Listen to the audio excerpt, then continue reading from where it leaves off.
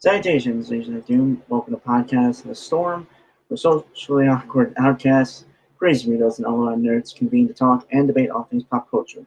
With me, as always, is my co-host, the Nerdy Ecliptus, aka the Authenticator, Dalton L. Mortimer. Good evening, folks. Yeah, and I am your host last time will wannabe, that brings from our pop culture. How's everyone doing tonight? I am doing okay. I can't speak for anyone else who may or may not be in the chat. Okay, so we are going to play catch up with the first article, which is Vanity Fair, explaining the Johnny Depp and Amber Heard situation going on. We're hopefully finish that tonight, and then we have other things to talk about. If you guys want to see the first half of our I say reaction, but us covering this article, please check out podcast of the Storm 161, which we did. It was the second topic of the night last week. Second. Thank you. So let's, I guess, get into it. Just for clarity's sake, I will be starting paragraph 4, just so we still have context. Mm-hmm. So we can kind of pick up where we left off. Yeah. Ready? Yep. Okay. As those cases wound down, the lawsuits involving Heard started up. In 2019, Depp filed a defamation lawsuit against Heard for a 2018 op-ed in the Washington Post, in which she said she was a survivor of domestic abuse. And in 2018, he sued the Sun's executive editor and its publisher, News Group Newspapers Limited, for libel after the British tabloid used the term wife beater to describe him in a headline. And again, given that is a nuclear, that is the social rhetorical equivalent of a nuke. Accusing someone of being an abuser or a wife beater is the worst thing you could conceivably accuse someone of in the modern era. And it's not even that much of a modern affectation, given that was the basis behind lynchings back in the day. The only thing that's changed is before you were actually physically lynched. Now your career and everything you care about is metaphorically lynched in the public sphere. And the jury is still out which of those two things is worse. Just, physically harming you or physically harming everything you've ever stood for everyone in the world to see. So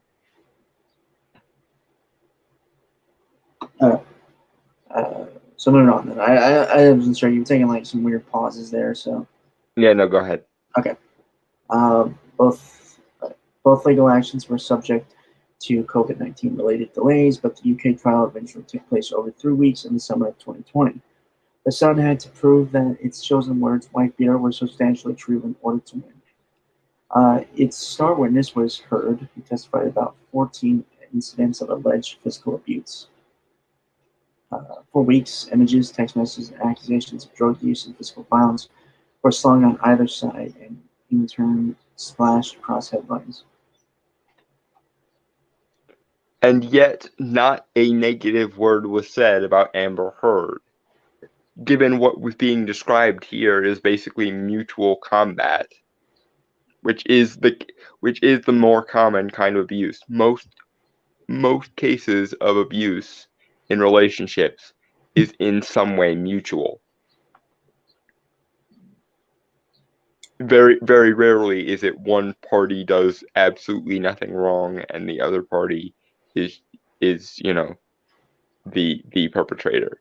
It's usually a mutually combative situation. Now, the degree to that is changes based on the particular situation, but more common than not, it's a mutual combat situation. That being said, I find it hilarious that Johnny Depp is accused of being a wife beater, but Amber Heard is not accused of a goddamn thing by The Sun or by any other significant newspaper.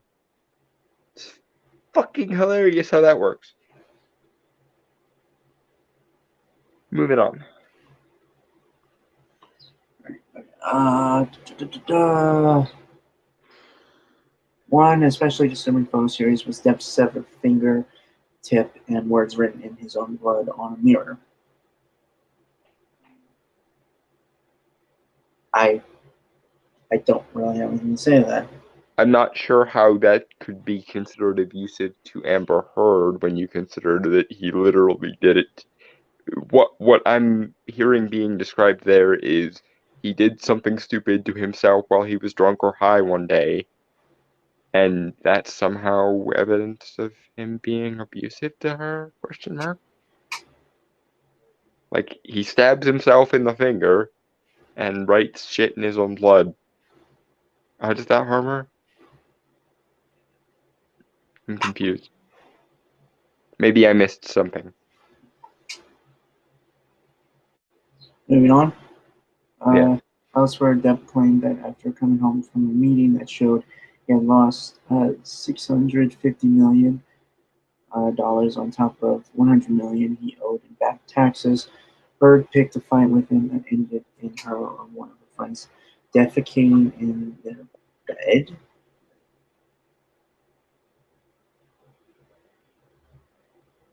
Heard denied that, claiming that it's just her ex-husband's lavatorial sense of humor. Celebrities, man, I will never understand them.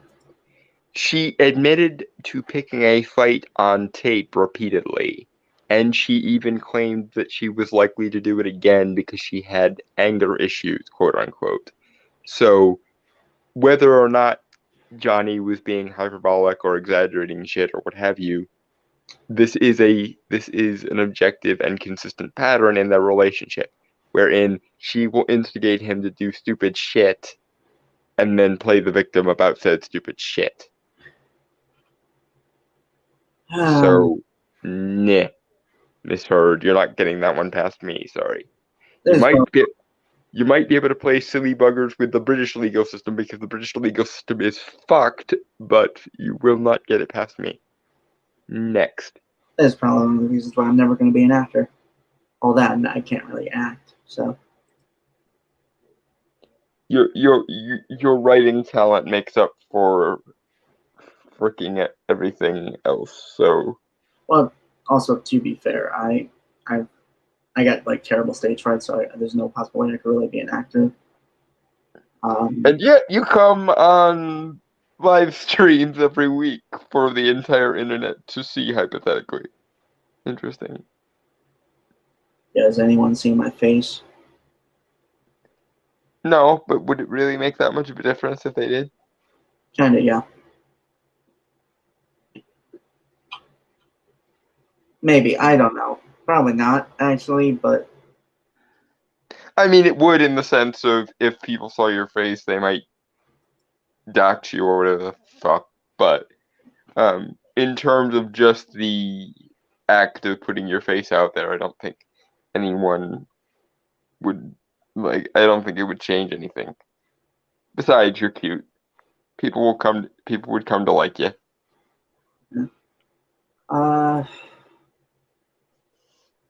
Also, I'm not really a guy who likes being in front of a camera. I prefer being more behind it, or, Uh, okay, so after months of consideration, Judge Andrew Nicole, I'm going to assume that's Nicole, wrote in his judgment that a great majority of Heard's abuse allegations have been proved to the civil standard, and that I accept that Mr. Depp put her in fear of her life. Nicole concluded that the claimant has now succeeded in his action for libel. Okay, but again, the accusation was deliberately on him, i.e., you accused him of being a wife beater. That implies that she did nothing wrong and that he was the abuser.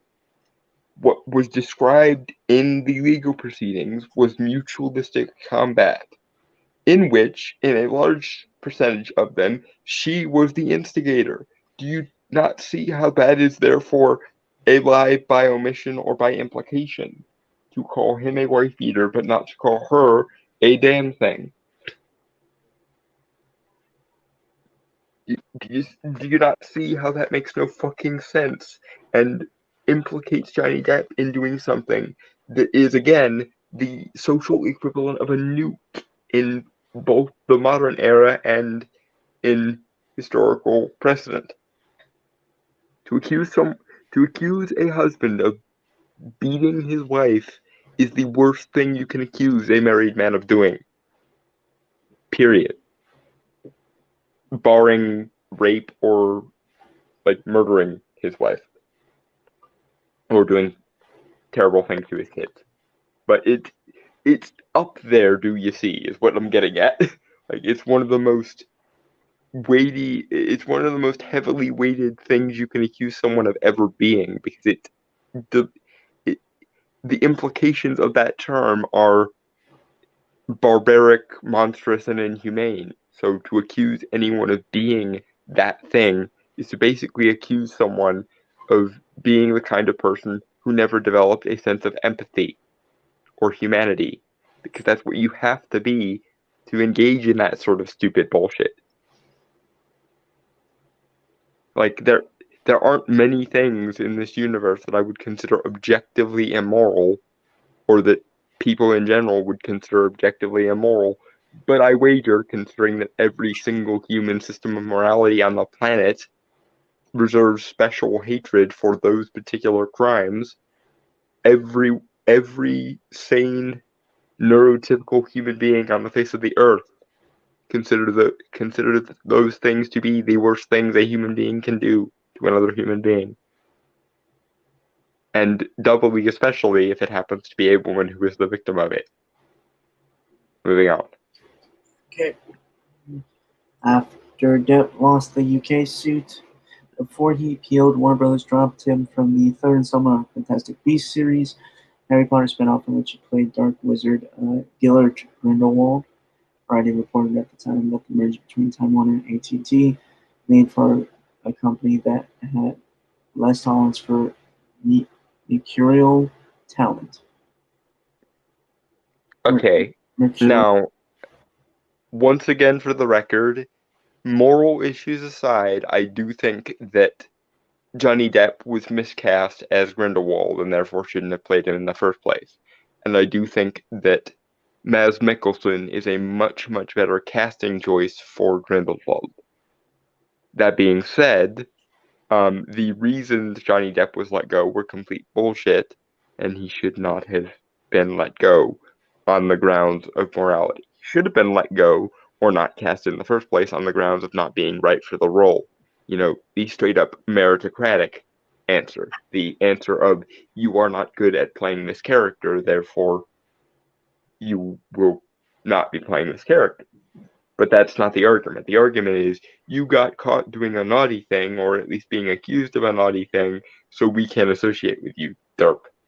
Meanwhile, Amber Heard faces no repercussions for her part in this, and actually gets a larger role in the upcoming Aquaman 2, on the grounds that, well, she's the woman, she must be the victim in the relationship. Even though both Johnny and every single past relationship that Heard has had that they asked accused her of having, at the very least, anger issues, if not outright abusive tendencies. But no, he gets 86 from Grindelwald and Jack Sparrow. She gets a larger role in Aquaman too. Because that is how things work when fucking human gynocentrism gets in the way of reason, I guess. Moving on. Alright, according to Hollywood Reporter, his contract for the movie didn't have a morality clause, so the company had to pay him $16 million. He had only shot one scene. Okay, why does that exist? Seriously, why does that exist? A morality clause for a performer, an actor in a piece of art. Oh my god. Guys, every artist in human history, every creative person ever made, ever to exist, rather, is kind of fucked up in the head. We all understand this. This is like one of the most universally known things in the history of art, to the point that in ancient Greece, they literally differentiated their artists based on people who were inspired by Apollo, aka the god of like quality and order and reason, and those who were inspired by Dionysus, aka the god of emotion, madness in the like creative and poetic sense, and drunken revelry, basically.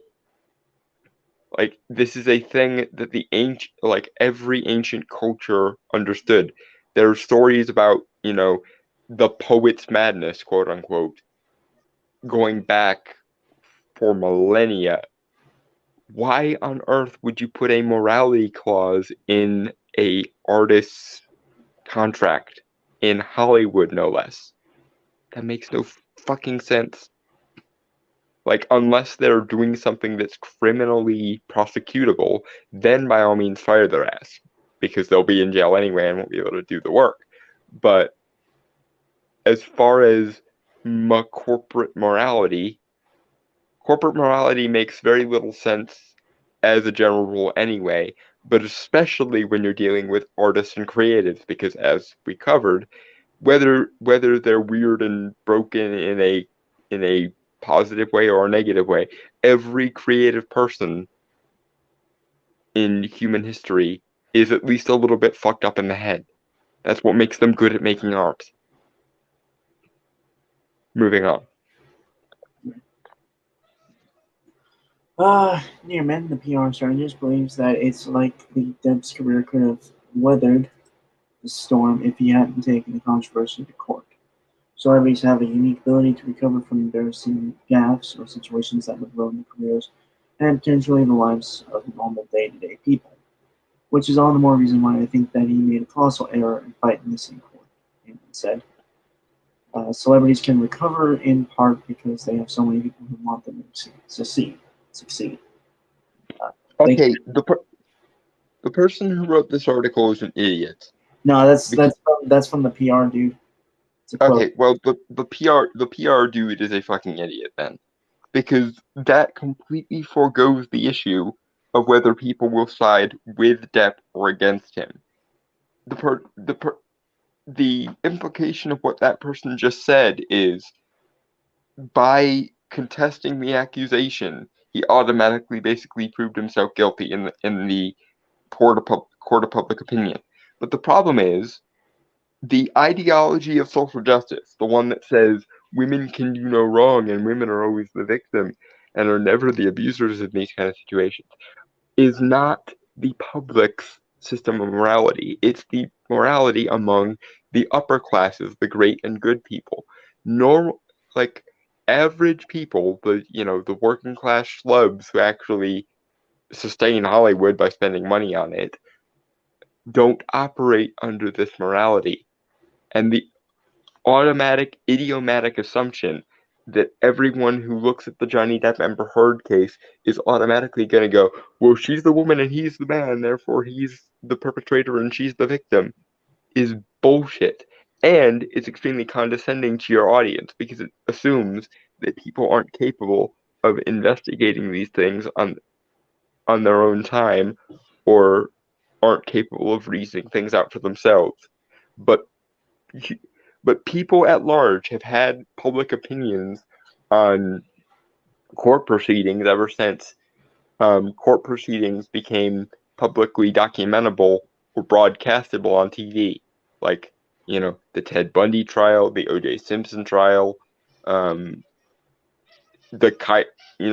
recently you had the Jesse Smollett and the Kyle Rittenhouse trial, and so on and so on and so forth.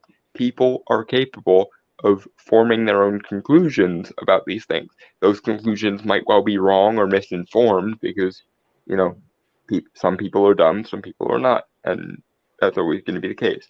But in general, people are capable of looking into the facts of the case themselves. And just because Hollywood and the powers that be, the great and good in the halls of power, are instant gynocentrism, instant social justice ideologues, doesn't mean that the Joe Schmo working class dude down the pub is going to be agreeing with you. In fact, if the Johnny Depp Amber Heard thing has proven anything so far, it's proven that people are more willing in this particular case to side with Johnny Depp over Amber Heard, mostly because morality or no freaking morality, the evidence shows that even if there was some mutual combat going on in this relationship, by and large, she was the instigator and he was the victim who tried to play it as nonchalant and as reserved as possible. You colossal twits. Moving on. Bless you. Thank you. I about sneezed my brains out on that one.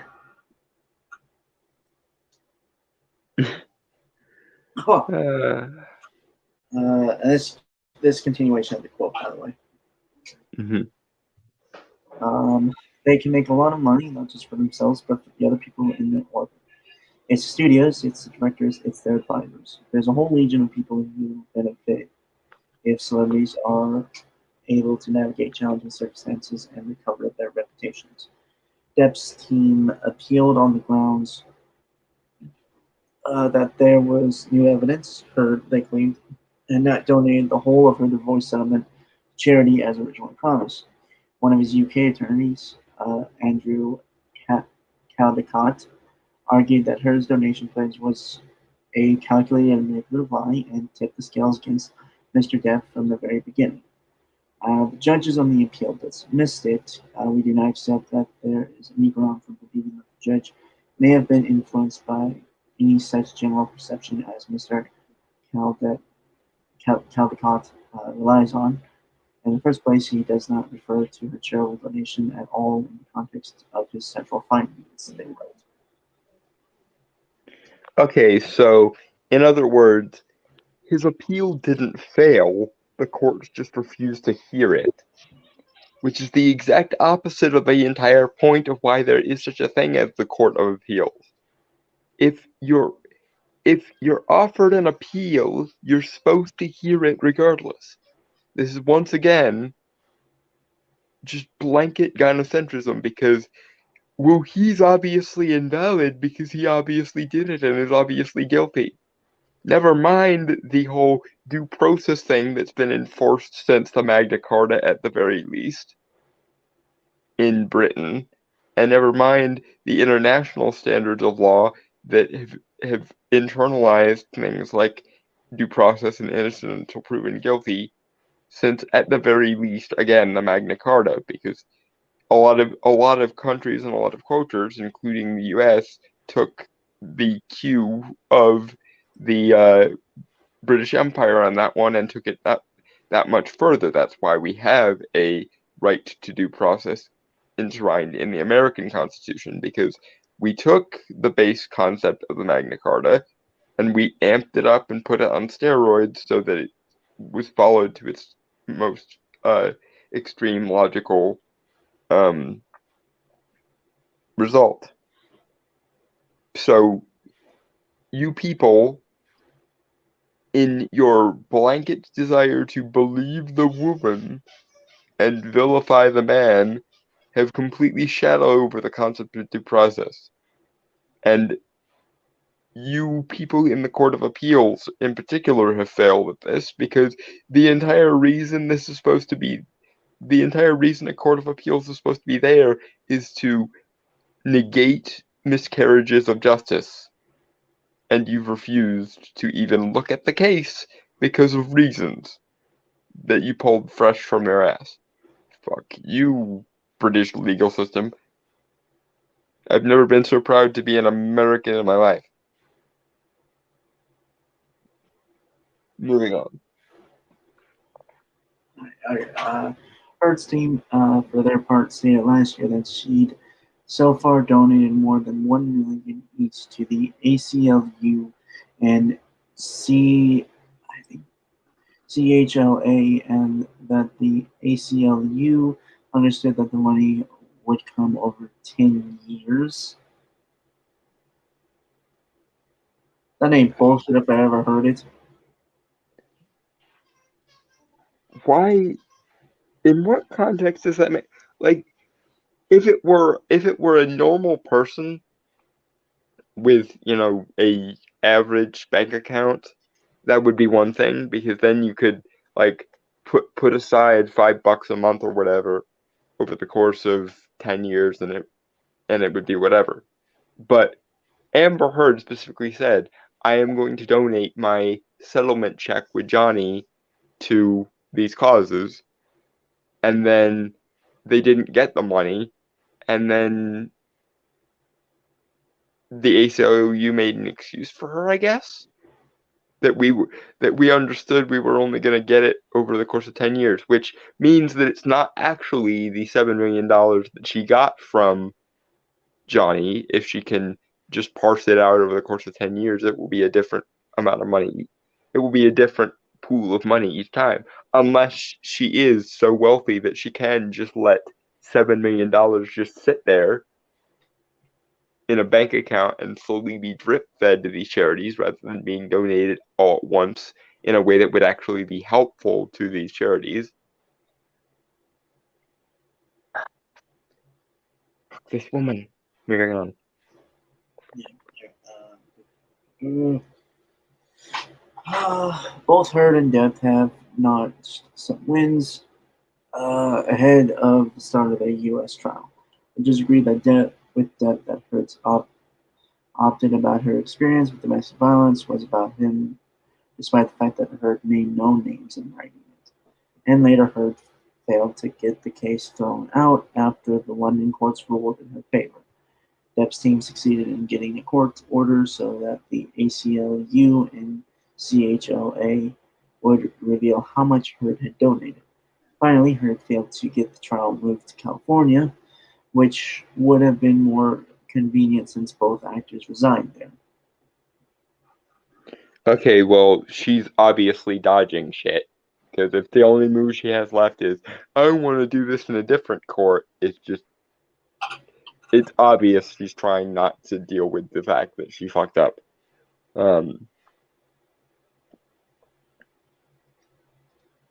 But incidentally, Amber, once again, I'm gonna walk you through this logic, love. If you weren't referring to Johnny when you were talking about being abused, if you weren't referring to him, then when he first accused you of referring to him, you could have easily said, calm down, Johnny, it was about someone else. But the funny thing is, there is no someone else that it could be, because we all know it is public record that you were dating and or married to Johnny Depp the entire last 5 years or some shit. So, and we all know that you were going through a particularly messy divorce with him at the time. So, honest question for Amber Heard. if we weren't supposed to assume that it was Johnny Depp she was referring to, then who in exactly the fuck were we supposed to be assuming she was referring to? And if she was genuinely referring to someone else, she could have said this at any point when Johnny said, "Hey, that sounds like you're referring to me and you're accusing me of doing this thing." And what's more, the entire purpose of this trial is to um, let Johnny Depp have his own back with regards to the Sun referred to him erroneously as a wife beater. So if she was referring to somebody else in this proceeding, then she probably should have she probably should have called the Sun up and said, "Hey, that headline makes it sound like I was talking about Johnny in that report, and I wasn't talking about Johnny." But she didn't say anything, did she? She let it stand that the Sun thought that she was referring to Johnny Depp. She let it stand that Johnny thought that she was referring to Johnny Depp, and she let it stand in every proceeding since this one that everyone assumed she meant Johnny Depp. So much so that Johnny Depp lost his jobs over it, both Jack Sparrow and Gellert Grindelwald in Fantastic Beasts. So you cost the man his job. You got him accused of being a wife beater in the press. You, um, you've taken him to court several times over this shit, and you still want to hide behind this notion of I might have been talking about somebody else when I made that op-ed. I never named you, Johnny. No, because if you were referring to somebody else, you would have mentioned it at some point in the intervening dozens of opportunities you've been presented with, high profile opportunities you've been presented with to clear his name and let him off the hook, especially given that in your divorce contract there was a non-defamation suit or non-defamation clause in it. But no, you haven't done that, Amber. What you've done every time you've been called out for this is double down and double down, even to the point of describing cases where you thought you were abused by him. So you can take this I wasn't talking about Johnny, I was talking about somebody else argument and shove it up your ass. Everyone with a brain, every person with a reasonable degree of doubt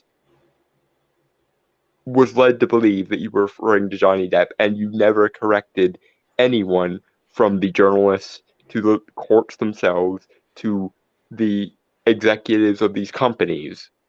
So either you hate this man so much that you're willing to let him lose his job over a false accusation that you didn't even mean and are willing to get your own back from him in that way, or you were referring to Johnny Depp and you only refrained from mentioning him to give yourself plausible deniability. In either case, Amber, fuck you so hard that you wind up in another fucking universe.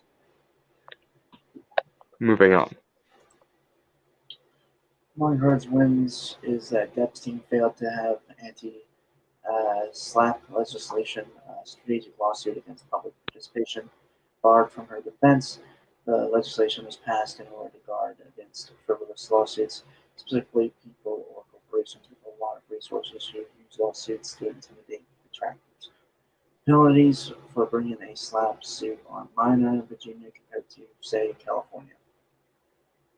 Uh, the judge is trying to keep personal information of the two celebrities out of the public with a protective order, and the judge barred Waldman from working on the case after the judge found that he had violated ethical standards. Heard's team claimed that he had been spreading false rumors.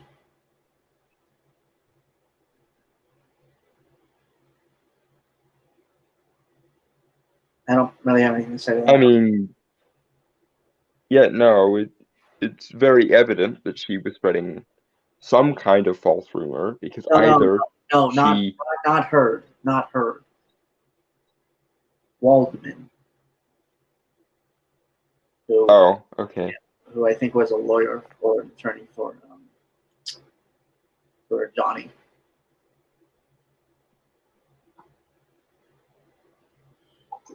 Um, Okay, that's okay. Side note, why do these people have so many fucking lawyers? Because the general rule is you get one really, really good lawyer instead of 5 mediocre lawyers. Because, you know, when you have fuck you money, basically, you want to get the best lawyer you can afford, which means it's better to have one really, really good lawyer rather than 5 semi-mediocre ones. Just saying. Moving on. I just want to get through this fucking article. Yep. There, Next. there are also some distinct differences between the U.S. case and the one in the U.K. to keep in mind. First is that Depp is suing Heard herself, not the newspaper that published her opted, the Washington Post. As Judge Penny Azkarate explained in her opinion when denying Heard's motion for dismissal based on a decision in the UK, Heard was not a party in the UK action and was not treated as one because she was not a named defendant. She was not subject to the same discovery rules applicable to named parties. Yeah, no. In the UK one, he was suing the Sun for defaming him and calling him a wife beater.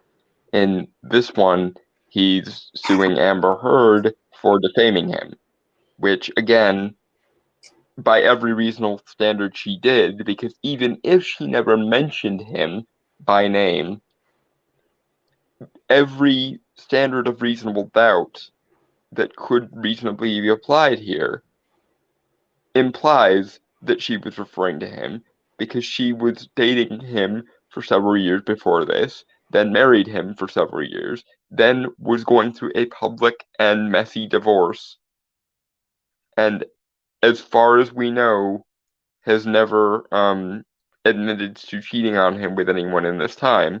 And upon Johnny realizing that it sounded like she was accusing him of being an abuser, he mentioned it to her and was like, "Hey, that makes it sound like I'm an abuser." And she didn't say, "No, I wasn't referring to you. I was referring to somebody else." She didn't say anything to the Sun itself when it ran the wife beater headline. So either the Sun was operating under a false assumption that she was referring to him and she never corrected it, or she was referring to him and just wants the plausible deniability. And every single time someone accuses Johnny Depp of being an abuser, she doesn't defend him. And it's escalated to the point of costing him several multi-million-dollar jobs while escalating her public profile in the process.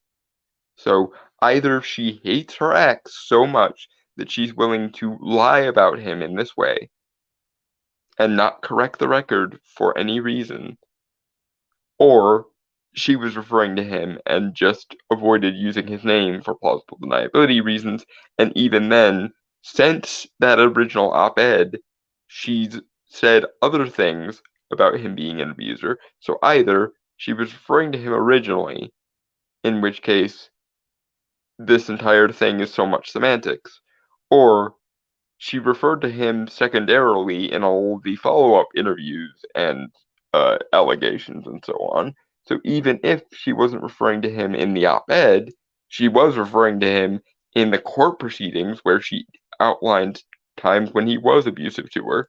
So either way, defamation is defamation, and she's in violation of the divorce contract. So now, moving on.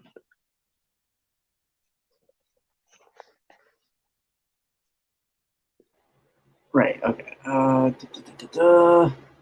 Second, the hoops Depp's team must jump through in order to win the case have a higher degree of difficulty. If the Sun's legal team had to prove that the term wife beater could be considered basically true in reference to Depp, his legal team in the U.S. has to prove that Heard lied and knew she was lying when alleging domestic abuse. Given that they have a literal recording where she admitted to abusing him and admitted that she was likely to do it again due to her own anger issues, and she admitted that part of the reason she riles him up is because he won't engage with her when they fight, and she basically called him a pussy. Basically, she called him weak and um basically implied that he was a pansy for not fighting back against her when they fought. So that at least implies that she was the violent instigator in this relationship a large percentage enough a large enough percentage of the time that she feels like it's a consistent pattern with him. And in that same recording, we see a very avoidant Johnny Depp who is trying not to engage with her rather than engage with her violently. So the evidence that we have is of her admitting that she slapped him at the very least, and that she was likely to do it again, and that part of why she chose to slap him was because he doesn't engage with her when she gets angry at him, rather than engaging in fighting. So, yeah, based solely on that one recording, she is up shit creek without a paddle, as well she deserves to be. Because even if there was some kind of mutualistic combat going on in this relationship, the evidence that we have suggests that she is more often the instigator in these fights, and that part of the reason she gets angry with him is actually that he doesn't want to engage with her. So there, Amber, you've cooked your own goose before it's even time for dinner, to complete the metaphor. Moving on. Right. In the U.S., ever since the 1960s, public officials and then public figure plaintiffs have been required to show, first of all, that what was said about them was false, said Frederick Shore, professor of law at the University of Virginia, referring to the standards established in the landmark New York Times Company versus Sullivan and Curtis Publishing Company versus Butts cases. Uh, Second, that the person who said knew it was false at the time of saying it. And third, that they have to show all of this with, as the Supreme Court put it, convincing clarity, which is a more stringent standard of proof than we normally see in civil cases. Well, honestly, good, because I think that's probably going to end up going in Johnny's favor. Because, again, I don't really have a dog in this fight. I'd be happy to consider that Johnny Depp was an abuser if there was evidence of him being an abuser. But all of the evidence and the manifest behavior of the two parties since this debacle happened suggests that even in a case where mutual combat is a thing, she is more often the instigator, and she instigates because he won't engage with her when she's engaging in violent outbursts, which does at least imply that he tries to avoid being violent to her whenever possible. So there. The evidence is probably going to shake out in Johnny Depp's favor as long as ideology and morality are kept out of it. As well it should, because the legal system is not there for abstract moral suppositions. It's there for criminal harm to be negated, such as the criminal harm done to Johnny Depp's person and reputation since this whole debacle took place, and the criminal harm that Amber Heard appears to be willing and able to commit on him and his reputation for the sake of her own public profile. Because again, she could have at any point since that goddamn op-ed came out chosen to say, no, I'm not referring to Johnny. No, this isn't about Johnny. This is about someone else. Or, hey, son, don't accuse Johnny of being a wife beater because I wasn't referring to him when I wrote that op-ed. You could have said any or all of these things, Amber, and you chose not to. To the contrary, you chose to double down and double down and double down on it, up to and including the point at which Warner Brothers and Disney decided we can't be associated with Johnny Depp anymore because he's been accused of a thing. and you didn't call up Disney or Warner Brothers and say, "Cool it, guys, I wasn't talking about Johnny." You didn't call up the Sun and say, "Cool it, guys, I wasn't talking about Johnny." You implied till the cows came home that you were talking about Johnny, and when pressed on it, you actually gave instances that you thought implied that he abused you. So, we can therefore conclude from this that you were, in every sense of the word, talking about Johnny Depp with the exclusion of his name for the sake of plausible deniability. And in such a case, you have cost him several $1,000,000 in the interim of this, not to mention significant personal damage to his reputation. So even if there was mutual combat while you were in the relationship with him, your actions since the end of the relationship have been vindictive, spiteful, manipulative, and frankly sadistic. So you deserve to be punished for this, Amber. Fuck you, woman. Moving on. Third, this trial will be argued in front of a jury. Shore added that most countries have eliminated juries for civil cases, but libel is a general exception because libel is, in a broad sense, about community standards and community reputation, and those countries considered juries to be better able to determine this than just judges. Yeah, in short, it's a public crime, therefore the opinions of the average public need to be consulted in the issue.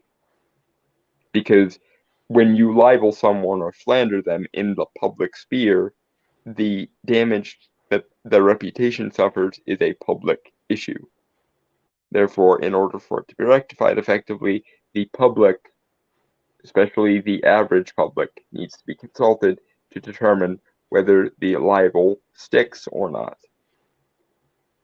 And if it does, erroneously, then a crime has definitely been committed. I.e., if you accuse someone of a crime in the newsprint and dozens or hundreds or however the fuck many people believe you as a result of this, you are irreversibly damaging someone's reputation based on a lie. And if that lie can be demonstrated, then you are in the wrong. Moving on.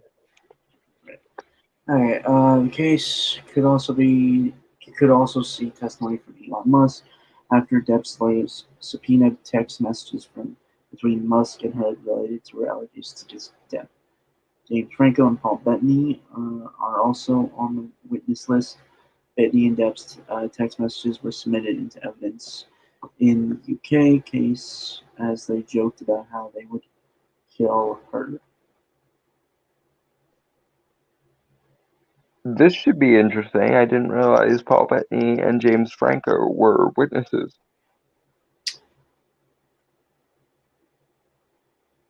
Well, it hasn't, according to this yet, so like they haven't been called for.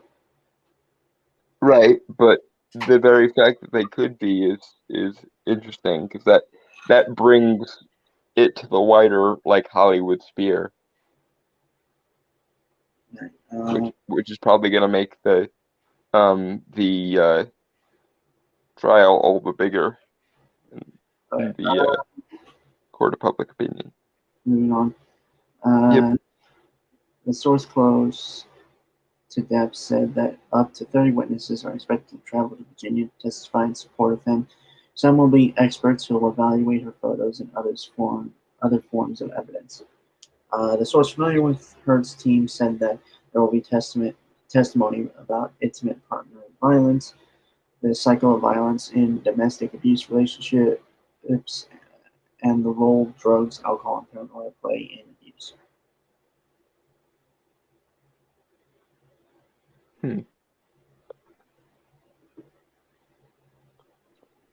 I don't really have any problem with that section. Next. Whether or not Depp succeeds at the extraordinary task of proving Heard knowingly planned and executed false accusations of domestic violence, the lasting legacy of this case will not be a legal one. It'll be reputational.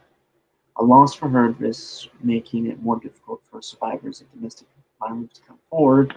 Even if she wins, her experience could be considered a warning for those who might otherwise speak out in the future. I expect to spend. Okay. Let me finish up. Yes, okay, go finish the thing. I expect to spend years of your life relitigating troubling situations from your past. You Vanity Fair pricks just insinuated that she is a victim. Given that that is still a matter to be decided in the court of public opinion and in the legal fact of the matter, you are ideological pricks. You cannot just assert that someone is a victim when the facts of the case are still to be decided. Unless you are a moralistic twit who assumes she's the victim by default. She is not a survivor of anything unless it can be demonstrated. She's not a victim of anything unless it can be demonstrated.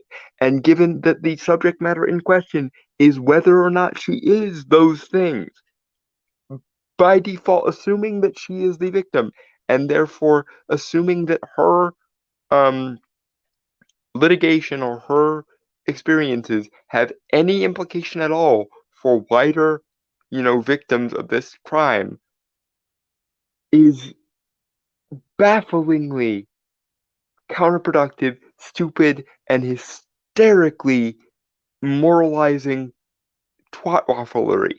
Because if it turns out that she isn't a victim of goddamn anything, will you print a retraction, you Vanity Fair asshole? Will you? I don't think so.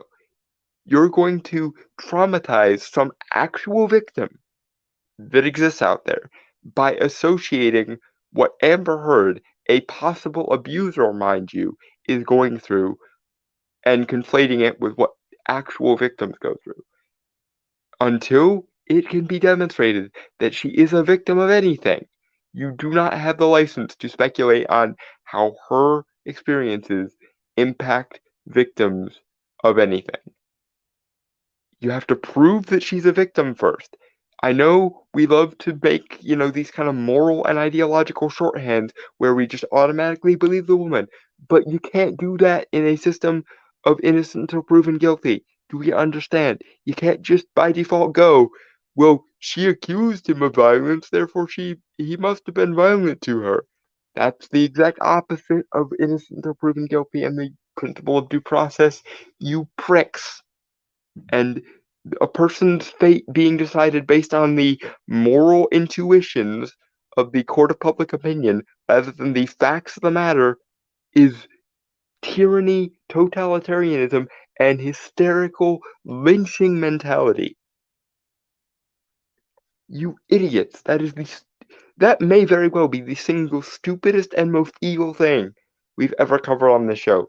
Jesus, tap dancing Christ. She's the. Moving on.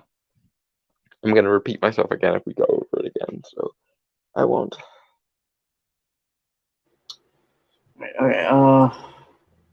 Whether or not Deb succeeds at the extraordinary task of proving Heard knowingly planned and executed false accusations of domestic violence, the lasting legacy of this case will. You read that already. That was the thing I was just reacting to. Hey, good news. We're almost done. So, Deb, in some in the professional public relations community, believe that his reputation won't come back from the scorched earth legal strategy he's employed in the last 5 years or so. It's like that old maxim in poker: you don't throw good money after bad, right? Very confident. TASC Group, which is represented clients including Felicity Huffman and Trayvon Martin's family, told Vanity Fair. That's what this guy has been doing. He's lost again and again in court and in the court of public opinion. At this point, the strategy is very simple. You throw in the towel, you have your legal team negotiate. And their legal team. Okay, no. Don't. I'm sorry, I gotta finish. Finish the sentence and then I'm going to go off again because that was. You throw in the towel, you have your legal team negotiate with her legal team that if you withdraw your lawsuit, she'll withdraw hers. Then you walk away. That's it. Because there's no such thing apparently for celebrities as being able to face your accuser in a due process manner like every other fucking human on the planet. You do realize you do realize he got accused of doing something heinously awful, right? And if he doesn't publicly dismantle that accusation, it's gonna stick for the rest of his life. And once again, Vanity Fair, if he didn't do anything, it doesn't matter if his reputation is going to take a hit, because if his reputation takes a hit over something he didn't do, then the people who have a negative opinion of him due to something he didn't fucking do are the ones in the wrong. If you accuse someone of murder and it's proven that they're not a murderer, and then you still continue to think that he did it, that is a you problem, not a them problem. If they are vindicated of not having committed the crime, you can't still act as though they are a criminal. You pricks. Ugh. It's the other side of the coin of the rant I just went on about Amber Heard. You can't assume that she's a victim if it's demonstrated that she wasn't a victim of a goddamn thing, or assume that her ordeal has implications for other victims because it's not demonstrated that she's a victim yet. And just like that, if people in the court of public opinion have a problem with Johnny Depp after this debacle blows over and he's vindicated, if he's vindicated, then if they still have a problem with him after he's been vindicated, then they are the ones in the wrong. Because that's what due process means. It means we figure out deductively and investigatively and shit who was in the right and who was in the wrong, if anyone, in this circumstance. And if it turns out the person being accused of something didn't do the thing they're being accused of, then they don't deserve the negative repercussions of having done the thing. And if it turns out that Amber Heard was in fact a perpetrator and not a victim, then she deserves to be treated as a perpetrator and not a victim. And frankly, Warner Brothers and Disney, if Johnny Depp is vindicated in this whole debacle, need to come crawling on their bellies and begging him to take them back, because they accused him, or as good as accused him, of doing a terrible thing, and that's why they let him go. Bearing in mind that they did not apply this standard equally. They didn't let both of them go until this was decided. They let him go, but actually increased her profile on the grounds that they believed that she was a victim and they believed he was a perpetrator. Well, if it turns out that the um, accusations are false, in that she is not a victim and he is not a perpetrator, or even that she was a perpetrator and he was a victim, if it goes that far, then by rights, you owe Johnny Depp his job back at a considerable pay raise, if we're being entirely honest, and you owe Amber Heard the fucking Cruella de Vil treatment that she deserves if it turns out that she wasn't a victim of shit and that she was in fact a perpetrator of things for at least the proceedings of the trial, if nothing else. Oh my god, these people. I actually gave myself a headache with that. Moving on. Right. Okay. Yeah, it's loaded. Okay. This is so this some dancing a little while back, and we'll just now get into it because we've had a lot of things to really talk about and cover. Mm-hmm. So this is from InsideTheMagic.net. Marvel Cinematic Universe is slowly dying. It was posted March 30th, 2022 by Kyle Burlingame. I mean, it kind of depends. Go ahead. Well, I was gonna say kinda yes, but I guess what you were gonna say was like kind of depending on how you're looking at it. Yeah, well, it depends on what you mean by slowly and what you mean by dying, Right. because I'm sure it will come to an end at some point, probably around 2034 if I had to guess. Um, because these things tend to go in like 10 to 20 year cycles, and we've already passed the 10-year mark, so it means there's probably about another 10 years of MCU left in the tank. Um, but if what you mean by slowly is in the next like 5 years or something, then you're probably in the wrong.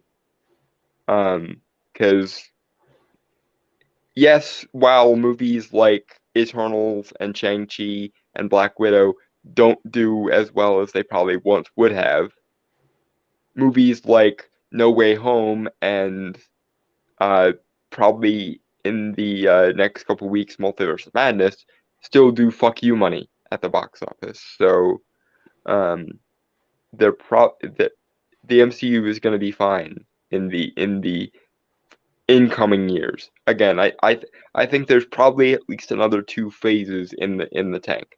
When we get to the end of phase 6, it would be smart for Kevin Feige to wrap shit up. But I think we still have at least 2 phases in the tank somewhere. And incidentally, Hollywood, the more you make articles like this begging the MCU to die or begging for superhero fatigue, the longer it's going to take to actually get to superhero fatigue. Because the thing we see um, in like the historical context of when Hollywood has a dominant genre, it doesn't die until people stop asking for it to. I.e., you want the superhero genre to die or the Marvel genre to die, then treat it like a normal genre. Stop begging for it to end. Stop begging for most superhero fatigue or the end of the MCU or whatever. Just treat it like every other major franchise.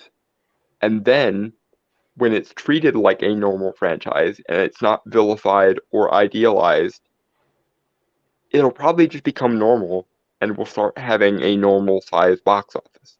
But the more you have this like sadistic bloodthirsty schadenfreude over it and like begging for it to die, holding your breath every time a superhero movie comes out. I hope this is the one where it kills off the genre. I hope this is the one where it kills off the genre. The more you beg for that, the more not normal it's gonna be. The more the people who make superhero movies are gonna feel the need to prove themselves worthy of to their betters, i.e., the critical class and the um, people in Hollywood. And the more the fan base are going to feel attacked and rally around these IPs. The the easiest way to kill off a genre is to make it 100% banal and 100% normal. The more you treat it as some kind of abnormal fluke each time this happens, the longer and longer you're going to sustain the superhero genre. So I guess I should thank you because the more articles like this you make, the longer the MCU is going to stick around. And you're going to back-awkwardly Streisand effect every time a superhero movie comes out because you're going to beg for it to end and it won't end as long as you're begging for it. Moving on. Sorry. You're probably just going to be reiterating stuff, so I don't. Yeah, let's move on. Okay. Sony might just end up destroying several of the best things about the MCU, and there's a photo of all three Spider-Man movies together. They're really not. Like I've say seen that again. That doesn't make. Okay. Sec. It's super slow.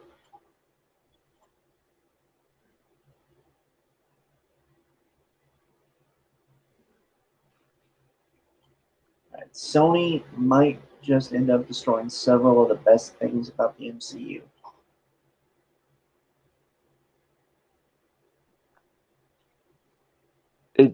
How? That makes no fucking. That like okay. That's gonna need a lot of substantiation for that to make sense, because you would think the MCU's ability to co-opt and absorb previously existing IPs like the previous Spider-Man movies or like the X-Men will add to its longevity, not detract from it. because that means Okay, that let's hear. instead. Yeah, go ahead. Many fans can agree that the MCU has been fantastic in introducing fans to a lot of superheroes in a continuously evolving world. Evolving world is a bit of a stretch. I mean, I would say fantastic is the part of that that's a stretch. Yes, the world is big and evolving and whatnot, but it really does depend on the IP. Now, granted, I will give you that they're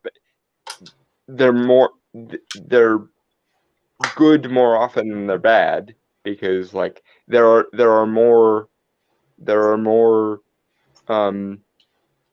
Ragnaroks or Captain America movies than there are uh, Captain Marvels or Black Widows. But Uh, yeah, I wouldn't call any of the except for the Guardians. I will give you Guardians. Guardians on paper should not have worked, and it worked fabulously. So I will give you Guardians. That is the one IP they have, honest to goodness, done right by. But most of the other ones, it's a crapshoot whether they do good at it, like the Captain America movies or Black Panther, or if they completely shit the bed, like Eternals or the first two Thor movies. um, fans got to see the backstories of Captain America, Chris Evans, Iron Man, Robert Downey Jr., and Thor. Chris Hemsworth before they all teamed up together in the Avengers 2012 movie. This allowed fans to get to see different sides of the MCU as it continued to add more superheroes. Continued. Yeah, it's Began, a I'm sorry, just the wording of that weirded me out. yeah, it's not well worded, but yes, the entire point of the MCU is interconnectivity and larger scale world building. The Granted, problem for a lot of people, yeah, go ahead. sorry, I was just gonna add like, granted, I would prefer, like, don't get me wrong, I don't mind the interconnectivity and stuff. It's just some of it feels tacked on in some movies. I feel like they should be um, uh, like in their own little corners. Then, like, you know what I mean? Well, yeah, I see what you're saying. My issue though is that they don't. If the MCU has an Achilles heel, um, it's the fact that for as much as they tout the interconnectivity and for as much as they center the interconnectivity, especially post Endgame, they don't appear to want to do anything with it. Like WandaVision is a perfect example. They were setting up so many interesting Easter eggs and so many interesting elements. You could have had Mephisto, you could have had Chthon, you could have had Shimaggorath, you could have had Nightmare, you could have there were you could have had um the multiverse X-Men pop up with Quicksilver. You literally could have had almost anything be the end point of WandaVision. And yet, when push came to shove and they finally got to the last episode where everything was supposed to be explained, rather than have it amount to something, anything, pick something, just off the wall, whatever, they reduced it all, the entire buildup, um, the entire grassroots excitement for WandaVision to a lamp-shading boner joke that shit on fans' investment. And that's my big problem with the MCU. I like the interconnectivity as much as the next person. I probably like it more than the next person because whenever I, as a kid, wanted a Doctor Strange movie or an Eternals movie or a um uh Inhumans movie or whatever, I was always told those IPs are way too complicated. No one would ever buy those. You'd have to build up an entire universe just to have those make sense. And you know what? I acquiesced to that. I was like, you're right. Some of these will require more world building than your average IP, so it will take a while. But when the MCU was founded, in the promise that we were finally gonna start with the street level characters and build up to the weirder, more cosmic ones. And I was finally gonna get all the movies that I always wanted, like Doctor Strange and the Cosmic Entities and the the Howling Commandos um that actually have monsters in the roster and so on and so forth. Instead of providing what they promised, instead of living up to the promise of we're going to create an interconnected world so that we can go bigger than anyone's ever gone and we can go into the weirder side of things that most people wouldn't have thought of.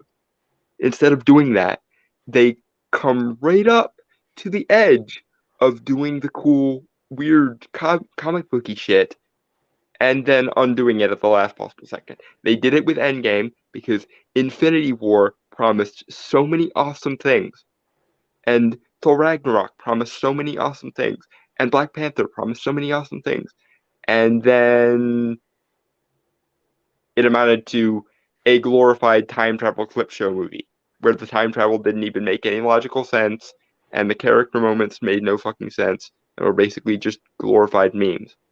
Um, They did it with WandaVision.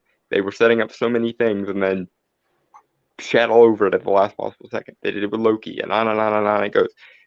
The problem of the MCU is given how central um, interconnectivity is to the MCU, given how much they promised when they said, we're going to start with the street level characters and build our way up to the weirder, more comic booky stuff, they have to actually deliver on some of that. Doesn't have to be everything, doesn't have to be identical to the comics, but it has to be an honest attempt. And it doesn't appear like the MCU wants to attempt anything. But yeah, the first Avengers movie was just the starting point. I don't know why this article and a lot of people I've spoken to seem to think the Avengers was all that the MCU ever promised. No, the whole premise was we're going to start with these street level characters and build them up into a team so that we can get into the weirder stuff. And now they've successfully managed the street level side of things for a decade. And I want what I was promised. I want what I came for. I want what I paid for. Okay. Yeah, go ahead. Moving on. Yeah, this led to new heroes from Avengers, and eventually facing Joss Brolin's Thanos in Avengers Infinity War and Avengers Endgame. Marvel has moved past the Infinity Stones and exploring the multiverse, which was teased in Loki and Spider-Man No Way Home.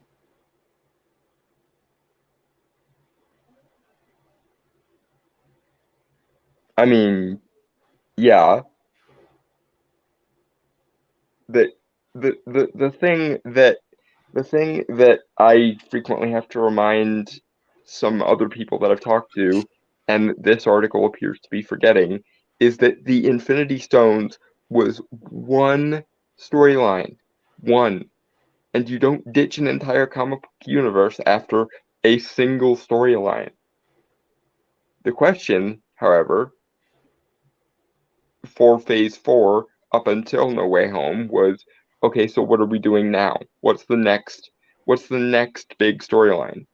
The good news is ever since No Way Home, people have kind of got what the next big threshold is, namely weird stuff in multiverse.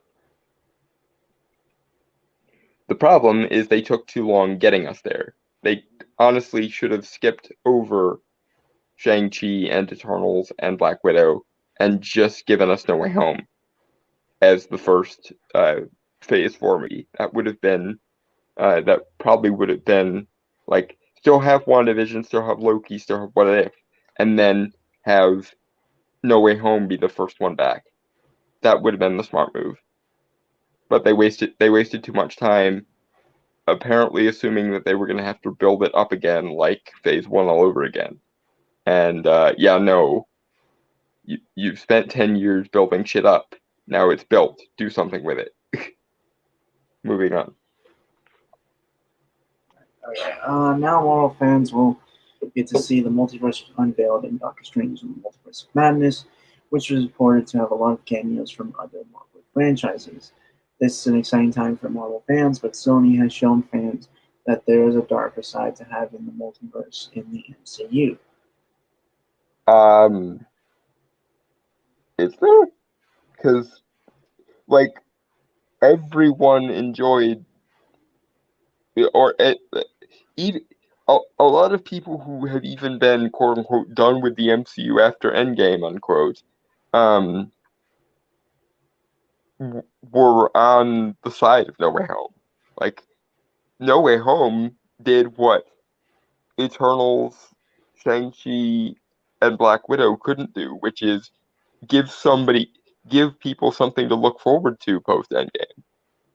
I don't see what dark aspect of the multiverse you're getting at here. Although incidentally, the fucking cameo fest that Multiverse of Madness is turning into doesn't have me excited. It has me bored and angry because Multiverse of Madness should have been the MCU's sort of take on the Lovecraftian side of the Marvel universe, but instead we're doing we're doing we're doing a multiverse story where instead of Reed Richards being the first one to discover the multiverse, it's Doctor Strange for some reason, and I'm annoyed. But anyway, moving on. Right.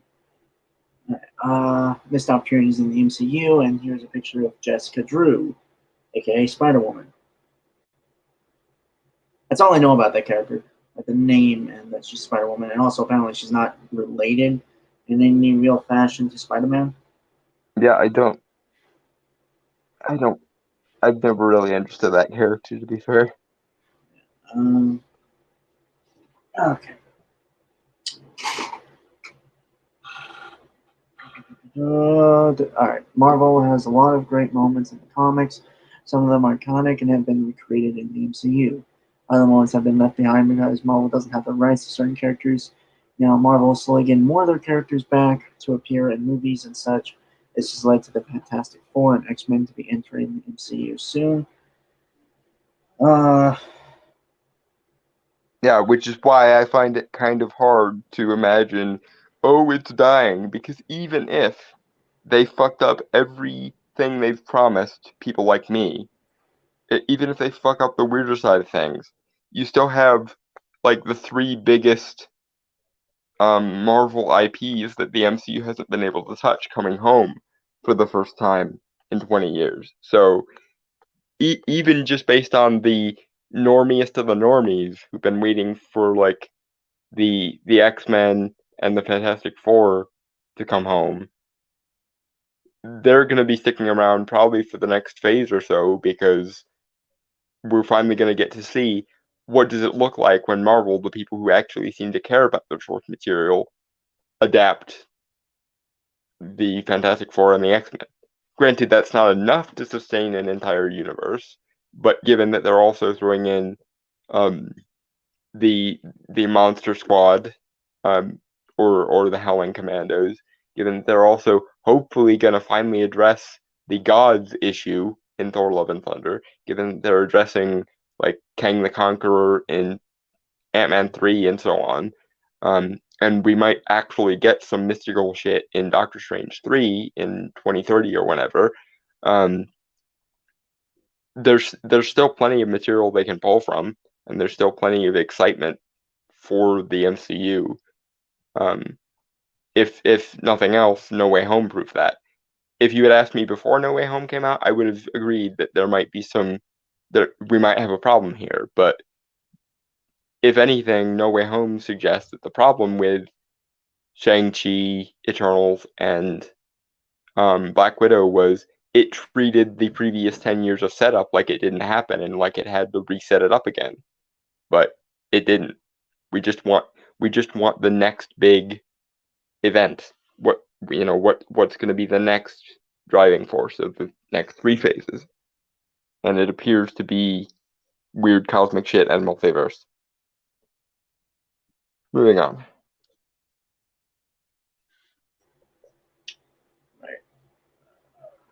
Okay. Characters like Spider-Man were hard to get into the MCU because Marvel had to work closely with Sony, and the entire project had a lot of complications. This wasn't easy for Marvel and Sony because after Spider-Man Far From Home, fans were worried that Tom Holland's Spider-Man was no longer a part of the MCU.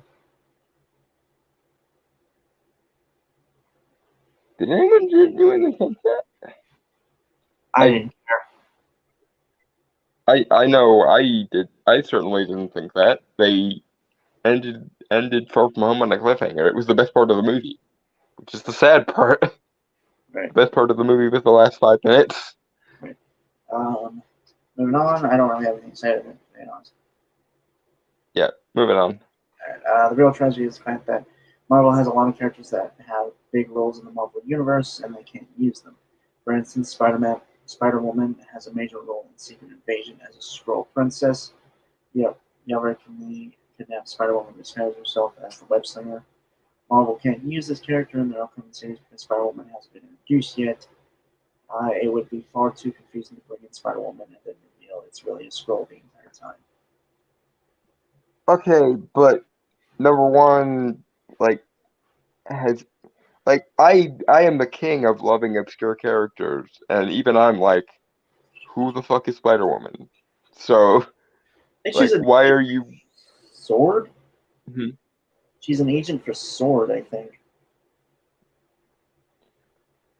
Okay, but even so, like, so they can't use Spider-Woman. I'm sure they'll use uh Kamala Khan or Rogue or like there's dozens of other characters they could have substituted in for this. And that's even assuming we want more of the scrolls, which I think is probably Kevin Feige's riskiest maneuver of greenlighting a Secret Invasion show because I hate to break it to you, Kevin, but nobody liked Captain Marvel.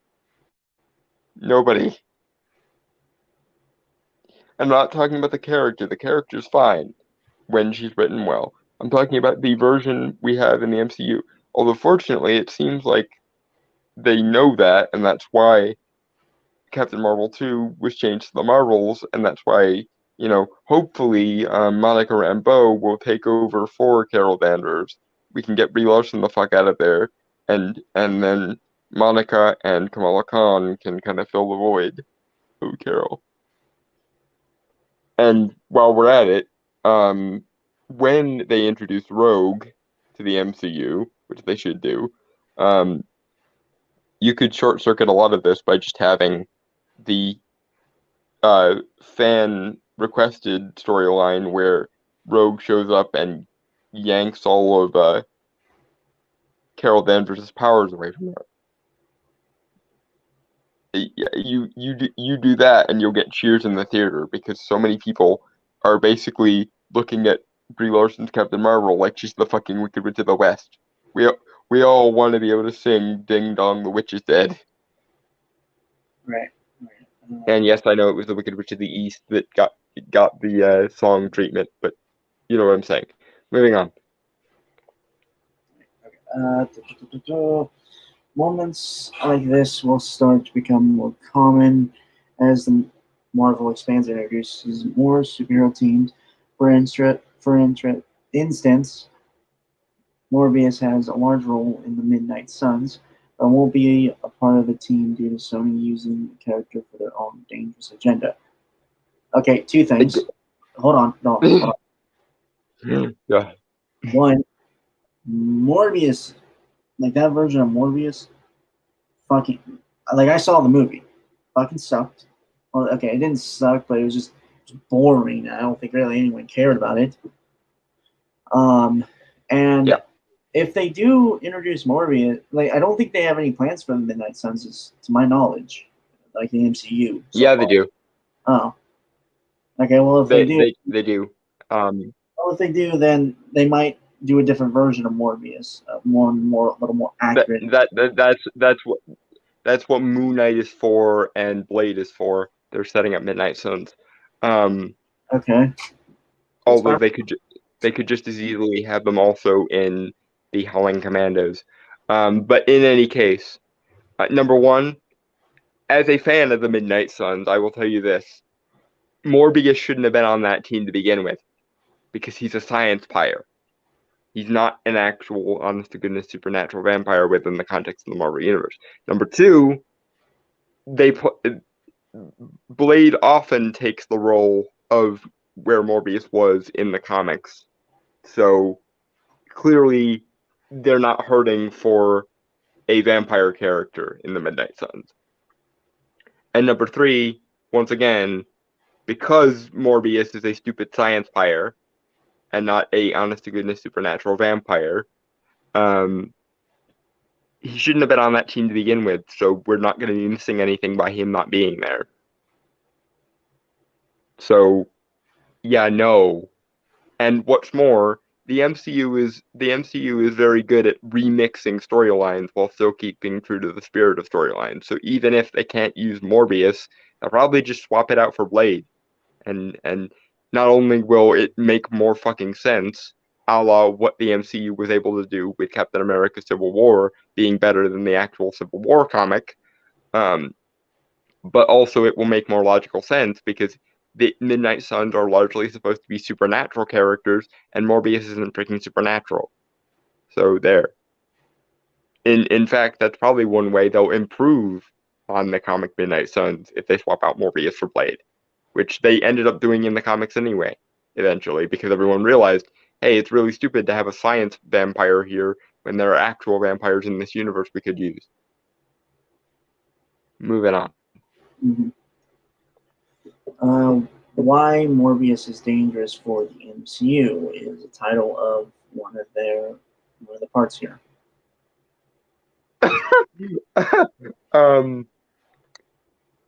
We're covering this after Morbius has come out.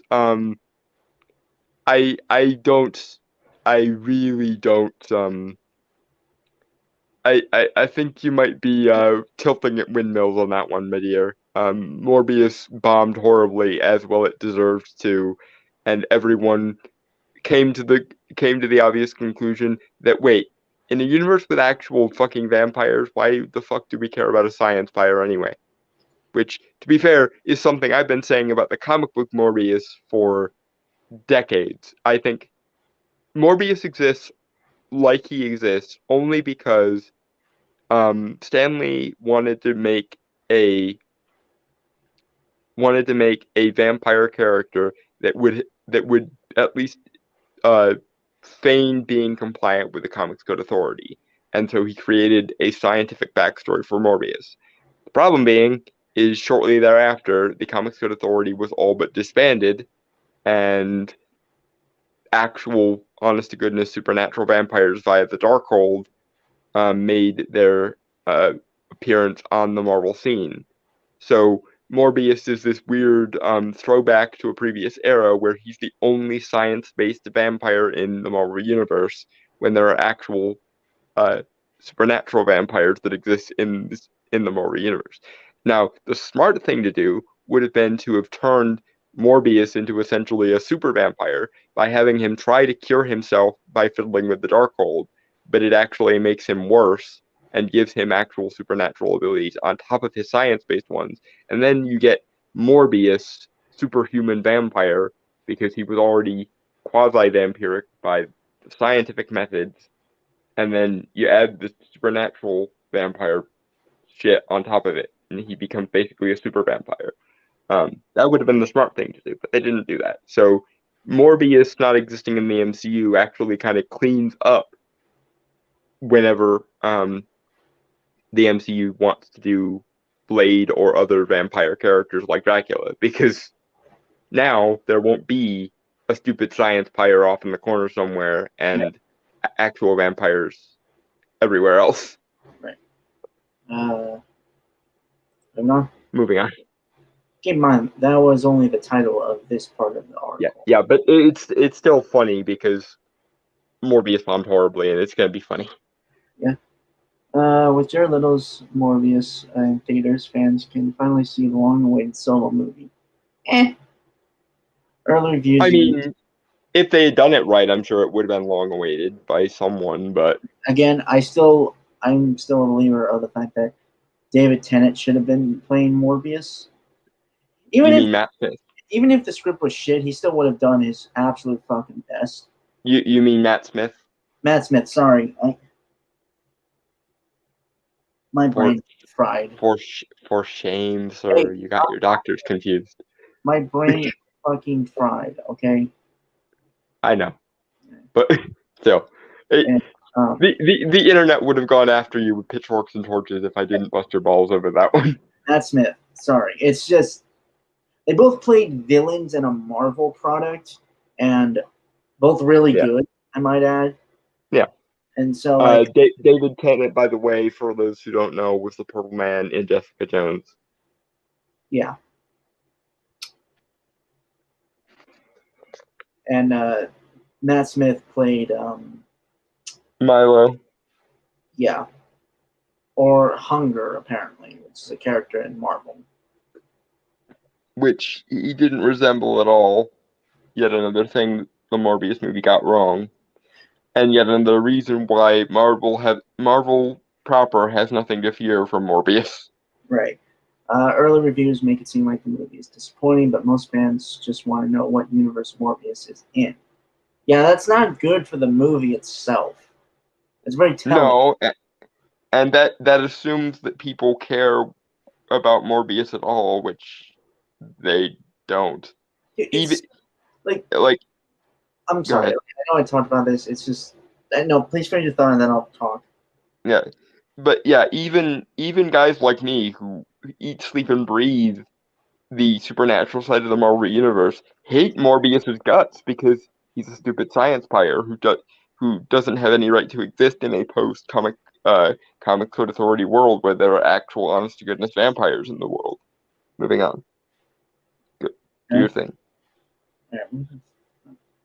Right. Okay. Fuck.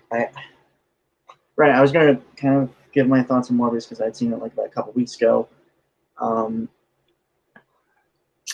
it's a very short movie. Like it's very. The thing is, like, it's super fast. Like, it doesn't really give you time to breathe and be with these characters. And I feel like it's missing like a good 20, maybe 40 or so minutes of it. I think it's like only an hour 40, right? Yeah. It But really should have been 2 hours yeah, well, I at mean, least. if it's only an hour 40, I think 44, hour 44, subtract 10, 20 minutes of credits. Yeah. So that's only like an hour 24. Yeah, $1.20 or something. Yeah. And it really feels like it's missing a lot. Like, it's weirdly edited as well. Like, Yeah, it's missing like 40 minutes of actual context and all the blood and gore that a vampire movie of any kind should have in spades. yeah.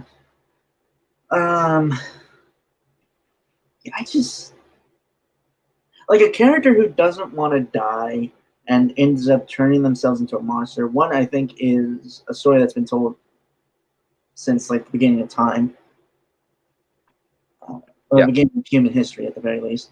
Yeah, and that doesn't mean it can't be told well. It just means you actually have to put in the effort. Yeah, and I don't know. It felt it was very rushed. I don't know. Like Like, the problem with Morbius is it should have come out like 20 years ago, in like 2002, 2003.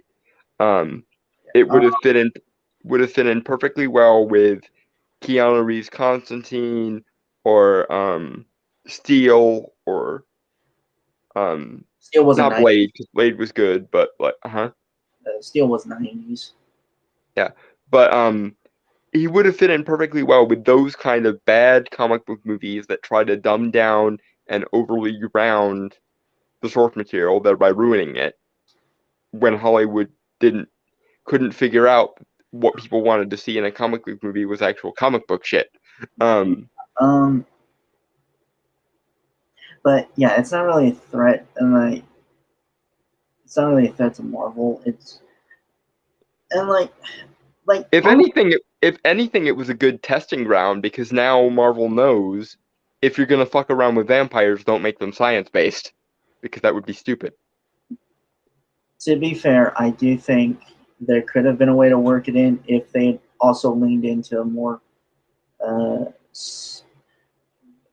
like find a middle ground between both science and supernatural. I mean, sure, and if Morbius was successful, I'm sure they would be trying to do that. But the good Honestly, news, yeah, honestly, if they took some pages from Guillermo del Toro, both with his Strain and um, the series The Strain, and Blade 2, which was kind of the testing ground for the Strain, um, where there were science, quote unquote, science vampires. Um, yeah, honestly, to anyone, everyone should probably take some inspiration from. or like Dr. Hoffman from the Dark Shadows movie, trying to kind of turn herself immortal with Barnabas calling it blood and whatnot. Yeah, yeah, But yeah. but nevertheless, um, the good news with regards to Morbius bombing horribly is Marvel doesn't even have to fuck around with that. Um, if Morbius had done well, um, if Morbius had done well, I could have seen a situation where they would have, like you said, tried to have it both ways. But since Morbius bombed horribly, because it was a kind of dumb concept and it was handled dumbly to begin with, um, now Marvel can do what they always probably should have been trying to do, which is lean into the dark world, lean into the supernatural stuff, use um, Doctor Strange 2 to set it up if you can, and have Blade actually be an honest to goodness Dampier, an honest to goodness Daywalker, and have Dracula be the honest to goodness supernatural baddie that he should be. And then probably use um, the Midnight Suns or the Howling Commandos or whichever team or both. Um, use Dracula as your big bad for a Midnight Suns or a Howling Commandos movie, and you're Um, off to the race. And if you can get Sam Raimi back to give it basically the Evil Dead treatment, so much the better. um, anyway, earlier this week, Morbius director, earlier this week compared to March 30th. So, Morbius Mhm. director Daniel Espinosa answered a lot of questions surrounding the film, which led to giving spoilers for the film. If you don't mind a few spoilers for Morbius, continue reading. I've already read it, so I've already watched it, so I don't really give a shit. Yeah, we've both seen the fucking thing. Is bad, is no threat to Marvel, and fortunately gives Marvel the excuse to fuck uh to tell the scientific pretenses to fuck off and just go with the actual supernatural explanation that is consistent and makes sense. Right? Anyway, Espinosa revealed that Morbius is set in the same universe as Tom Hardy's Venom, but that his universe has connections with Andrew Garfield's Spider-Man universe, as Vulture's new suit is inspired by the original tease of the Sinister Six from the Amazing Spider-Man 2. Michael Keaton's role in Morbius is just a minor cameo setting up future movies, and it's only possible due to the multiverse. Okay, and this entire section is moot now because, like I said, Sony did the stupid thing and tried to set up another Sinister Six universe. It failed horribly again because Sony can't do barring the Spider-Verse animated movies, which are very different regardless. But Sony can't do live action superhero movies to save their lives unless Marvel is holding their hand. Um, unless unless Kevin Feige and company are standing there holding their hand so that they know how to do modern superhero movies that aren't unnecessarily grounded like the early 2000s comic book movies were. Um, Sony can't do it for themselves. And Morbius is a perfect example of exactly that. And honestly, if I'm being entirely honest, Venom and Venom 2 Let There Be Carnage weren't all that good either. They just, for some reason, had a much larger fan base. But yeah, Sony can't do comic book movies to save their lives. Again, barring the miracle workers that are Phil Lord and Chris Miller, Um, or when Marvel is holding their hand. see, and the one thing is, I think, and I feel like I'm always in the minority with this. I liked Andrew Garfield as Spider-Man, and I liked the first Amazing Spider-Man movie. Granted, there is stuff that was taken out for whatever reason by studio mandates, and Amazing Spider-Man 2 was kind of severely fucked with by the studio. To try and compete with Marvel, and it failed horribly again. But I liked Jeff Webb. No, not Jeff. Mark Webb. Mark Webb, thank you. Take on Spider-Man. I honestly wouldn't say it's grounded, like it's not the gritty reboot or anything. I honestly have to really disagree with that.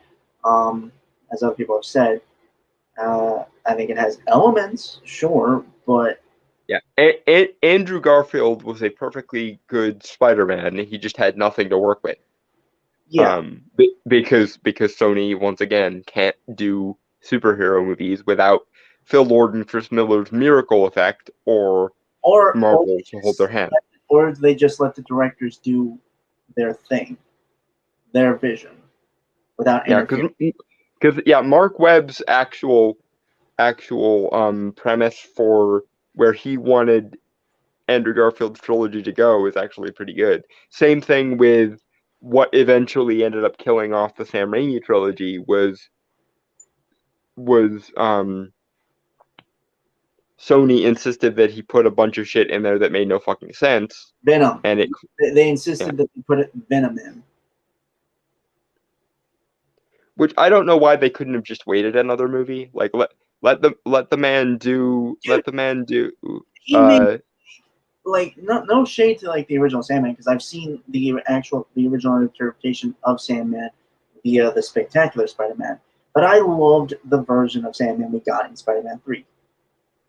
I mean, it will always be inferior to DC's Sandman because, well, oh my god, duh. dude. But yeah.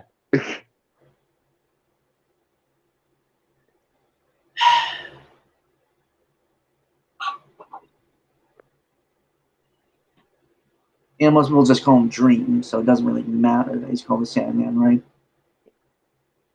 Well, I mean, he literally is one of his artifacts is literally a bag of sand.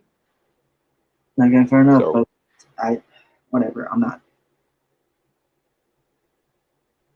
I just didn't see the point of bringing that up, is the thing. It's just, I get the joke and all. Because DC has like 3 separate Sandmen, and Marvel has one of their own, so it's always funny to point out that no matter how good Flint Marko Sandman in Marvel will ever be, Neil Gaiman has beat everyone to the punch on this one. Largely because he had mystical help, but that's neither here nor there. Moving on? Yes. The Vulture is the same villain for Spider-Man Homecoming as has been confirmed that he isn't a variant or a new character. With this in mind, fans should be concerned with Holland's Spider-Man in the future because Sony is now using these Spider-Man villains for their own movies, which will throw out all the hard work that Marvel has done in making those movies fit into the universe. No. Once again, no. False. Objectively and avoidably, stupidly false. Morbius bombed horribly. Sony cannot make superhero movies to save their lives unless Phil Lord and Chris Miller are involved or Kevin Feige is involved. And Morbius is a perfect example of why. So or they can get their heads out their asses. That's another reason.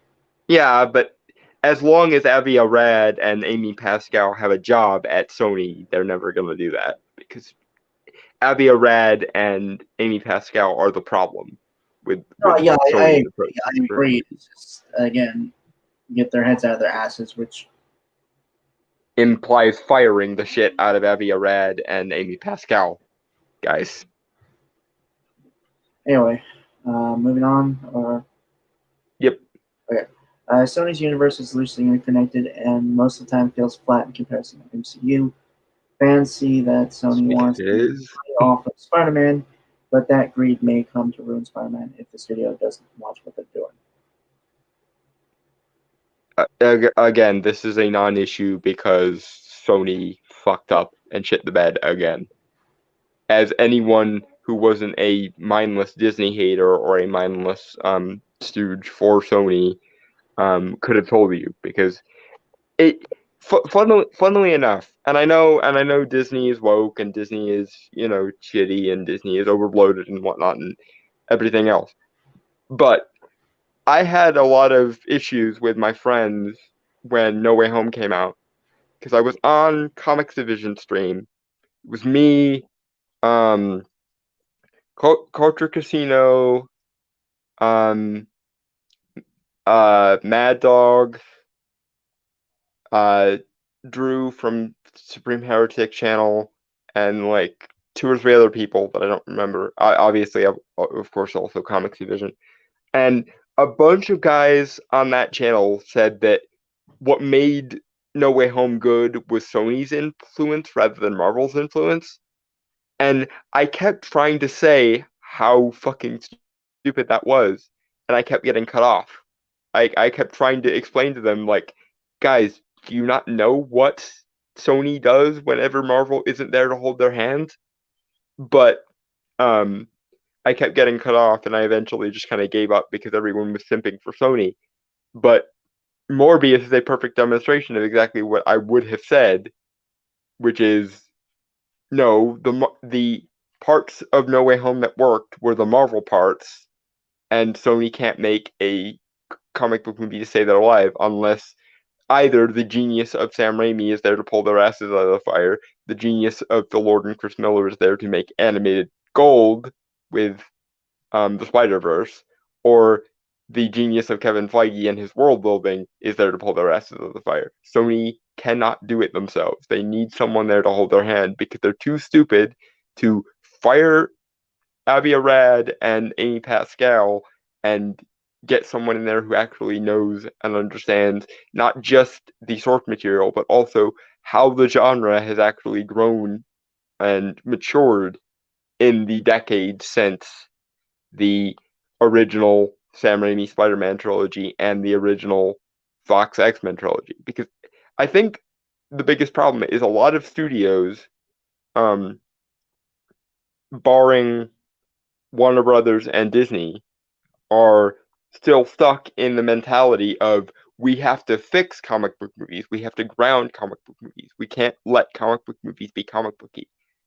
And the only times they've been successful, those studios, is when they didn't put enough faith in the material and they let the directors do whatever they wanted. That's why James Mangold was successful with Logan. That's why the Deadpool movies were successful. Not because Fox actually wanted to make a Deadpool movie, but because Ryan Reynolds loved Deadpool so much that he forced them into making it, and they gave him a pittance, which is like $58 million to make the first one, and were surprised when it made fuck off money. So yeah, the studio system in general needs to get it through their heads that when you adapt comic books, people want the comic booky shit in there. But yeah, Sony can't. Sony has demonstrated they can't do it themselves. They need someone to hold their hand who either cares, understands, or just can do comic book adaptations better than they can. Just like Fox couldn't do it themselves. They had to have somebody literally leak the trailer for Deadpool and force their hand. Moving on. Alright. If Sony stayed with the Marvel Cinematic Universe, their movies will earn them a lot more money as the characters will be able to do bolder things, as the MCU offers a lot more creative options than Sony could do alone, because Sony can't have Spider-Man work with Charlie Cox's Daredevil outside the MCU. They also don't know how, which I think is the more important bit. Yeah. If they were creative enough, they could make a good enough movie with any characters. Actually, but the problem is they're not creative enough. Actually, could you imagine Charlie Cox's Daredevil meeting Andrew Garfield's Spider-Man? Because I think those would kind of work well together. Yeah, they play off each other really well. It's kind of a shame that Matt Murdock didn't make a comeback in Act 3 when the multiverse shenanigans were going down. I mean, he might make it in the new trilogy, maybe. I mean, maybe, but that would still that would still require a reason for um Andrew Garfield to show back up again. Well, no, I was talking about the him and Tom Holland. Then, like, Yeah, him and Tom Holland did really well in the scene where Peter was looking for a lawyer, so I wouldn't mind seeing that again. And what's better is since um since Matt Murdock showed up before Strange casted the multiverse spell, that means that Matt Murdock has been in the MCU the whole time. yeah, because Daredevil actually took place, I think, the around like a year or so after the first Avengers movie, like the whole Netflix universe technically did. Is is that what they've retconned it into? Because I know for a long time It they was, said yeah, like in the actual show, like the first episode, they made reference to the incident, which was yeah, but I according to Kevin Feige and Ike Perlmutter after they had their split, the TV universe was a universe very similar to the MCU, but not part of the MCU. So have they retconned it again so that everything took uh, place post blip? I would assume, you know, honestly, I would assume at the very least Daredevil at this moment. Yeah, I wouldn't mind having a redo on Iron Fist because Scott Buck is the Joel Schumacher of the Marvel universe. I almost feel bad for the actors because I feel like they really wanted to make something good. Yeah, same thing with Inhumans. Like Anson Mount was a really good choice for Black Bolt, and he did a really good job playing Black Bolt. But unfortunately, Scott Buck is a much like I was just saying. Scott Buck is still trapped in the late 90s, early 2000s mentality of making comic book shit, where you have to dumb down and ground comic book shit rather than letting it embrace itself sincerely. I also think Inhumans was in what did not get a good enough budget. Yeah, no, it should have had like a Game of Thrones budget. And they shouldn't have depowered and de weirdified everything in the pilot like they did. It's Like Jack, Medusa should have had her hair the whole time. right? It's a Jack Kirby story. Like, Yeah, it's the same thing. It's the same thing with Inhumans. If you go if you're going to do Jack Kirby or Jack Kirby adjacent shit, then you embrace the weird because that is how that works. right? Also, you meant Inhumans, not you said you meant Eternals, not Inhumans. Yes, no, I did mean Eternal because they did the same thing with Eternals as they did with Inhumans. They de Jack Kirbyized Jack Kirby shit. I think just people don't understand Jack Kirby's style much, Well, except it's for Taika Waititi because with Thor Ragnarok. and James Gunn, yeah. Yeah, yeah. Um, but that's the frustrating thing, is if Inhumans came out before Guardians, I'd give them some leeway. Same thing with Eternals. Um, but given that um Inhumans came out after Guardians. I think it came out technically before Thor Ragnarok, so they are at least minorly excused from that. But um, given that Inhumans came out after Guardians, they knew how to properly embrace Jack Kirbyism and like the neon color aesthetic and everything, and they just chose not to. Same thing with Eternals, but even worse because that was after Ragnarok and it was after the competition DC doing Shazam and Suicide Squad 2, both of which embraced the more colorful comic booky stuff. So Anyway, they yeah, the short version is they know what they should have done. They had every capability of doing what they should have done because they've done it 4 times before, and they just chose not to. And that's what pisses me off. If you don't do the thing you're supposed to do, but you don't know how, or you don't have the resources to do the thing you're supposed to do, that's at least somewhat excusable. But if you have the resources to do what you're supposed to do, and you know you should, but you actively choose not to, then fuck you. Moving on. Okay. With this in mind, it's obvious that Sony's next couple of years will define the direction Spider-Man goes in the future. Hopefully, Spidey can stay in the MCU and continue to bring success to both studios. Now, the MCU is just beginning to add more superhero teams into Marvel's universe because the Avengers need all the help they can get. It is only a matter of time before we see the Young Avengers, Illuminati, Defenders, Midnight Suns, X-Men, Fantastic Four, and the Thunderbolts enter the MCU. I mean, at the moment, they don't really have any teams other than the Guardians, so they can afford to probably put a few more in.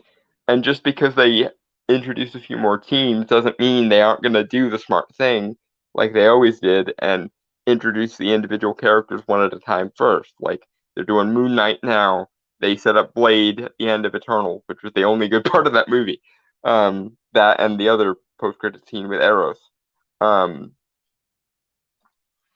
but yeah, they're doing the same slow burn thing. So what does it matter if they introduce a bunch more teams? And the Fantastic Four and the X-Men are easy because people have seen two other versions of um two other versions of the Fantastic Four and the X-Men already. So it's kind of like with the why you don't need to throw Batman's origin into every Batman movie now because every single version of Batman up until this point has had the Waynes get shot. So we've internalized culturally this thing. Well, same thing with the X-Men and the Fantastic Four. We know their origin. Just get to the good shit, basically. Even though I do want to see the MCU's take on their origin because the other two versions haven't been done well, really, with regards to the Fantastic Four. I want a Fantastic Four that's actually recognizable as the Fantastic Four, if you please. And more importantly, a Doom that is recognizable as Doom and is actually a sorcerer instead of a electro mutant like he was in the Tim Story one or a cosmic one like he was in the Fantastic one. Hello, Dragon Next, Turtle. Yeah. So yeah. Yeah. Dragon Turtles here. hello. You've missed the first two stories. So you'll have to go back and watch it once we're done here. But Right. So you have come in just as the arguably good ones start. So good for you. yeah. So this is Marvel Studios Thor: Love and Thunder official teaser. Yeah. I don't have anything to say, so shall we, Banana? Yep, banana. Yeah.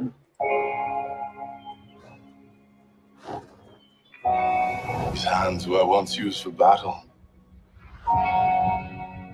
Now they're but humble tools for peace. I need to figure out exactly who I am. Okay, I'm not crazy about everything being gold saturated,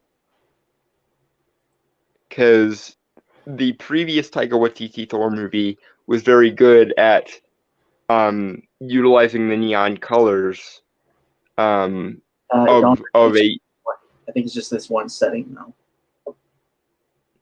I mean, sure, but we also spend the entire trailer here, so again, like it is colorful compared to a lot of movies, but the Thor Ragnarok / Jack Kirby-esque aesthetic / Guardians aesthetic is multiple neon colors, so it sort of feels like a letdown that it's just monochromatically gold now.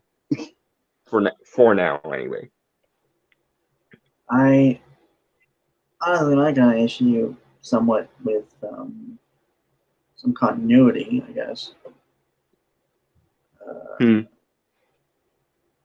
Well, Fat Thor doesn't look fat anymore. Well, it's also been a couple years. He's been cross-fitting.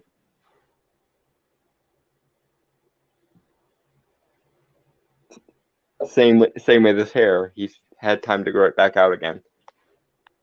So it turned status quo. Okay. I guess also the eye, but you said a few years apparently, which I did not get at all. It doesn't really seem like it's not really shown or described here, so. Well, okay. No Way Home takes place 18 months after 18 months after the events of Avengers Endgame. And WandaVision takes place between Avengers Endgame and Doctor Strange 2, and at the time of Doctor Strange 2, Wanda has apparently had the Darkhold for almost 2 years. So if we're supposed to assume that this either takes place concordantly with Doctor Strange 2 or after it, then yeah, Thor has had time to get back in shape, and one assumes because Asgardian metabolism, he has a kind of natural boost to returning to warrior physique status, which is why he shouldn't have been Fat Thor to begin with, because it's stupid, but here. Moving on. I didn't even like Fat Thor to begin with, so. Yeah, no, yeah, I'm honestly grateful that they didn't keep Fat Thor, because I would, especially given that Jane Foster's Mighty Thor is in this. I don't care. Having him be Fat Thor on top of being upstaged by Jane would have just been insulting. Well, also the cybernetic eye. I think that was just an oversight on the trailer, and they're probably going to add it back in later with visual effects. I don't think Chris Hemsworth has super blue eyes.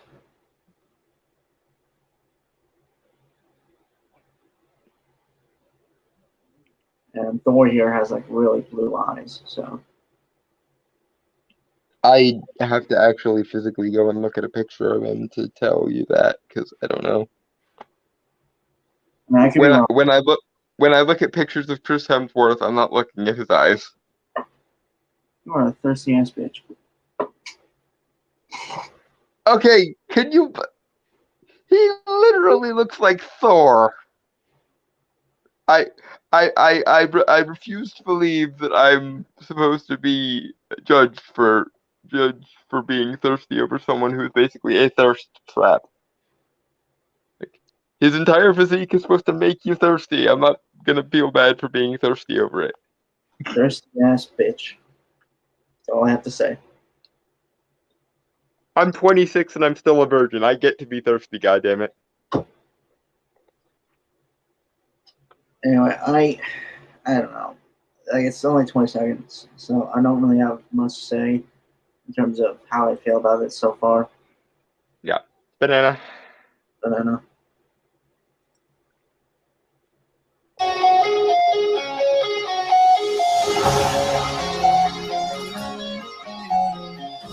I will choose my own path. Live in the moment.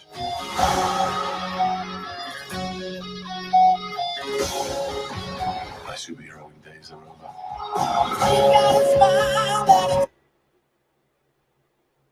Okay, well, we saw him training, so Yeah. I retract my previous statements. Yeah, there's your answer. He's been he's been cross-fitting it up for 18 months, and he also is an Asgardian, so his like natural state of his physiology is super jacked because God. So And again, the thing. Hold on. Dragon Turtle is a simp for a god, just a worshipper. no, because I would actually never worship Thor because Thor is the bro god, and I'm not a warrior. Like I mostly just avoid the Norse pantheon on general principles, because they're all warmongering fucks.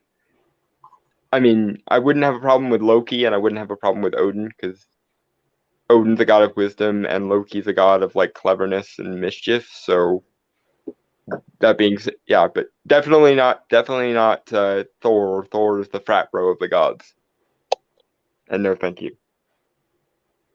And I'm not even just saying that because, my general principles of intellect is better than bro-ness, but I don't think Thor and I have anything to offer each other because I'm not a warrior and I refuse to be one, and he's too much of a frat bro to get along with me. So it's not even I dislike Thor. It's just we don't have anything to offer each other, so we go our separate ways. Nothing personal in either direction, I hope. I mean, it is kind of colorful, mostly. I'm so used to seeing desaturation in these movies. It always pops out to me when I see like lush green fields. Yeah, no, it's better than 90% of movies, but it's worse than the previous one, which is my issue with it. Let's be fair, I'm not a big fan of Ragnarok, so. Yeah, but the aesthetic of Ragnarok was on point, no matter what you think of. I like the aesthetic. It's just I've made my issues very clear. It's more so it leans towards it. It does the Marvel thing a little too. It's too much of a meme. Is the problem? Yeah. Like I don't know. I for some reason just I don't feel a lot of sincerity. Yeah, so, it didn't balance the humor out with anything. Like even in really moments that should have been really sincere, like the fucking destruction of Asgard, Korg, side commented, well, the foundations are still there. I bet you could rebuild. Oh wait, no, you can't, because as he said that, it was literally blown up and so on. I like Taika Waititi. I think he's really good. And I think he's probably gotten better in the interim between Ragnarok and this. So I'm not super worried about the woke part, quote unquote, because if anyone is capable of doing it in a way that's not going to be insufferable, it's probably him. No, it wasn't even that. It was I wasn't going to bring that up. Just like I respect him as a creator. I just I don't know. Like, I think I've said I think I like him more when he works on his own projects more so. What We Do in the Shadows, Jojo Rabbit. I'm sure some other things that I haven't seen. Hunt for the Wilderpeople was also pretty good. I haven't seen that, so I don't have a judge on it. I think that was his, right? Hunt for the Wilderpeople. But regardless, and honestly, if you want Marvel, while you're at this, since Taika Waititi has vampire experience and especially vampire comedy balancing, if you're ever gonna have, if you have any writing issues with it when it comes to Blade, you could bounce it over to Taika, given that he's in house, and have him like ghostwrite part of the script for Blade. Anyway, because What We Do in the Shadows humor would be really good for Blade, especially if you want to make it comedic like a Marvel movie. Anyway, shall we banana? We shall banana. I just want to mention I like the look of New Asgard more so here than in Avengers because it just looks like an average Nordic fishing village from what I've seen. Yeah, but assuming that they spent the 18 months building shit. Yeah, Is granted, the answer there. it was 5 years they had a new Asgard, so Yeah, although with half the people, and Thanos had already halved them once already, and a large part of the population had died in the explosion. So right. Okay, no, fair. another thing they probably should have referenced in Ragnarok, but whatever. All right, fair enough. Fair enough. I'm just anyway. But I don't know. Reminds me of childhood memories where everything was great as bright blue sky.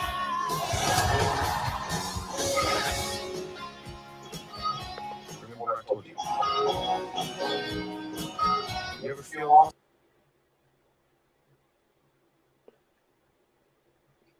okay, this movie is gonna have to work really hard not to be better than Ragnarok now, because before Thor had the Hulk to bounce off, and I don't really care for the Hulk. But this time, it's Thor and Star-Lord in the same movie. So, win. Right. Well, to be fair, in Infinity War, I think they bounced off like Chris Pratt and Chris Hemsworth. Oh yeah. Yeah. So that's Uh, true. Infinity War is definitely the best use of the crossover concept that they've done thus far. Yeah.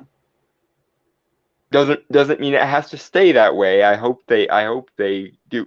I really hope they come out with a movie that's better than Infinity War at some point, but we shall see. Right. Thought I saw something.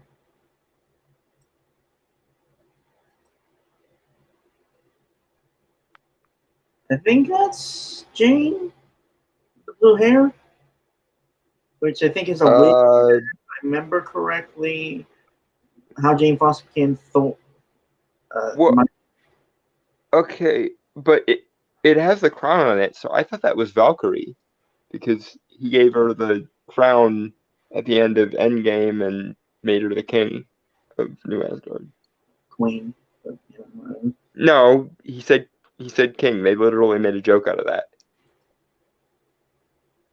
Somebody said queen and she corrected them, so yeah, no, King I King think Valkyrie. I think this is. I think your screen froze, Dalton.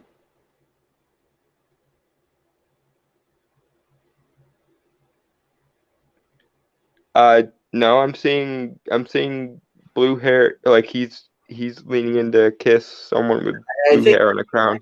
I think it's Natalie Portman's Jane Foster. I mean, if it is, that's fine, but it kind of makes the reveal we get of her in a few seconds pointless then.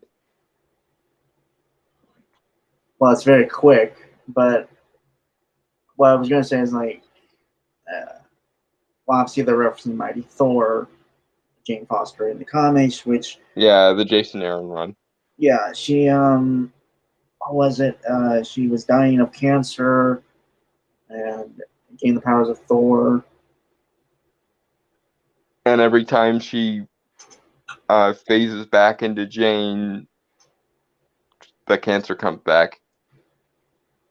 I mean, that's an interesting story for a hero. Obviously, I'm not. Yeah, and if they write Jane in a manner that's not absolutely insufferable, it can actually work as a dramatic story. Problem being is Jane Foster, Mighty Thor in the comics is absolutely insufferable, and Natalie Portman as an actor is completely insufferable. And Jane was the least favorite part of a lot of people with regards to the Thor movies. So you kind of have an uphill battle to do here because you're doing a storyline that requires the character to be largely insufferable, and you're doing it with an actress who, even though they didn't give her anything insufferable to do in the previous movie, was insufferable anyway. So, uphill battle. Marvel. You casted an unlikable actress as an unlikable character. So I mean, to be fair, like, I think the thing that I think a lot of people are bugged by, and I'm not trying to speak for all of them or anything, I'm just more guessing here. The problem with the whole worthiness of Jane being able to wield the power of Thor is more so, is it just because she has cancer? Because I haven't read it per se, because I don't really care to. it's never really explained why she's worthy. She just is I mean, because like, reasons. okay, so the idea of, I think there's like a movie I had watched a long ago, like an indie thing called Death of a Superhero, where this kid created this comic book character as he was dying of cancer, and this hero was basically fighting on, it was like a representation of him, and it was fighting on, despite like being very broken and stuff. It's really like hopeful story. Like I'm it's been years. Like I saw it like early 2010s. Reminds me of another movie where this kid, his parents are going through divorce, and he like makes friends with this like monster, this like giant fey creature, and it becomes like an analogy for him dealing with the issues of the divorce, and it tries to play it as though we are not sure whether the things exist or not, but it's made very clear in certain parts of the movie that the thing actually exists. It's called The Monster Calls. Right. Ah, yeah, with Liam Neeson being the voice of the monster. Yeah. I saw the trailer for it, never seen the actual movie. Anyway, I mean, like, the thing is, like, a person who is slowly dying over time is still doing it. Like, okay, here's the thing. The Jane Foster I kind of grew up with in terms of media was Jane Foster, the paramedic from Avengers Earth's Mightiest Hero. Mm-hmm. And if they had kept, like, okay, I don't mind that they made her a physicist, I think, in the movies. Yeah. I don't, it's just, I think having her be basically a blue collar paramedic worker would have been more interesting and shown more the good of humanity and stuff to God and stuff. That's what besides the point. Like the thing is, like it also would have made it a lot less insufferable when she tries to science away all his magic shit. Would it have But to, or I mean, would it have really not bothered you if she tried that anyway, or even if she was a paramedic? No, they just shouldn't have done that to begin with. But the fact that she was a physicist is what let them play the Clark's Law bullshit game. Okay. Anyway, so right. If she had been just a blue collar worker, she would have been able to adjust to, oh hey, gods exist, instead of sciencing everything. Kind of like Darcy. Honestly, yeah. To some extent, I give Darcy a lot of credit because she didn't try to Clark's Law everything. Yeah. At least not from the parts I can remember. But like, Jane in Thor 2 was literally on Asgard and looked at a machine they were using and was like, "Oh, this is just more confirmation of my Clark's Law theory." Anyway, like how who is dying slowly, still trying to do good in the world, that I'm sure would make someone worthy of being able to wield Mjolnir.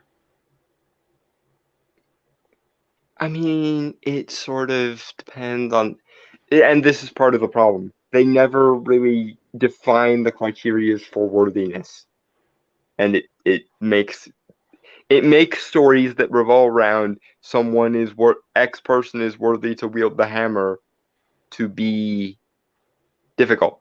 Like, as near as I can tell, you also have to be confident to wield the hammer, because that was the main reason why Steve couldn't up until Endgame, apart from obviously the meme potential of we want to see him wield the hammer, so give him a reason to wield the hammer. The reason why he was only able to move it a little bit in Age of Ultron is because he actually was worthy of moving it. but he didn't have the warrior's confidence to wield it. And so he kind of sabotaged himself, hence why he couldn't move it other than just that little bit. And that's why Thor stares at him, because he knows, and this is confirmed in Endgame, he knows that by the criteria of the hammer, Steve is actually worthy if he just gets over his own pure Dendron Snow humility and embraces the cocky confidence of an Asgardian warrior.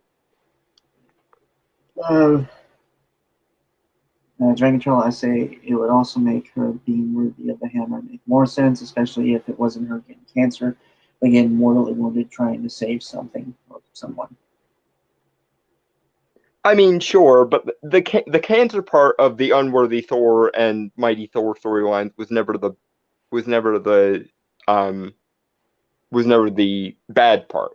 If they had played it like an actual tragedy and also had her die at the end, rather than having Thor be unworthy, and have her just keep the hammer because reasons, that would have been perfectly just.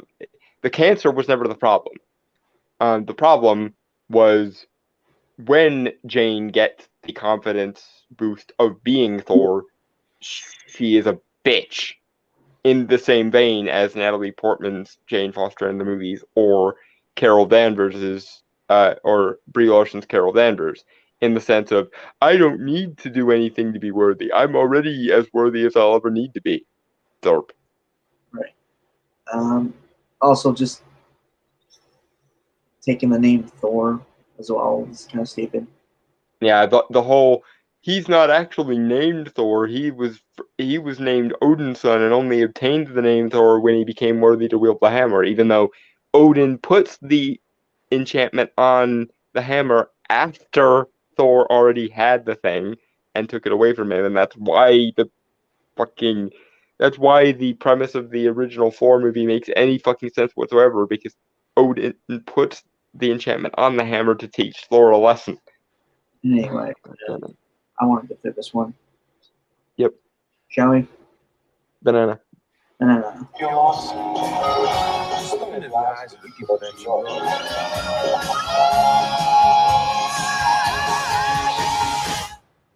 Me? What? Just listening.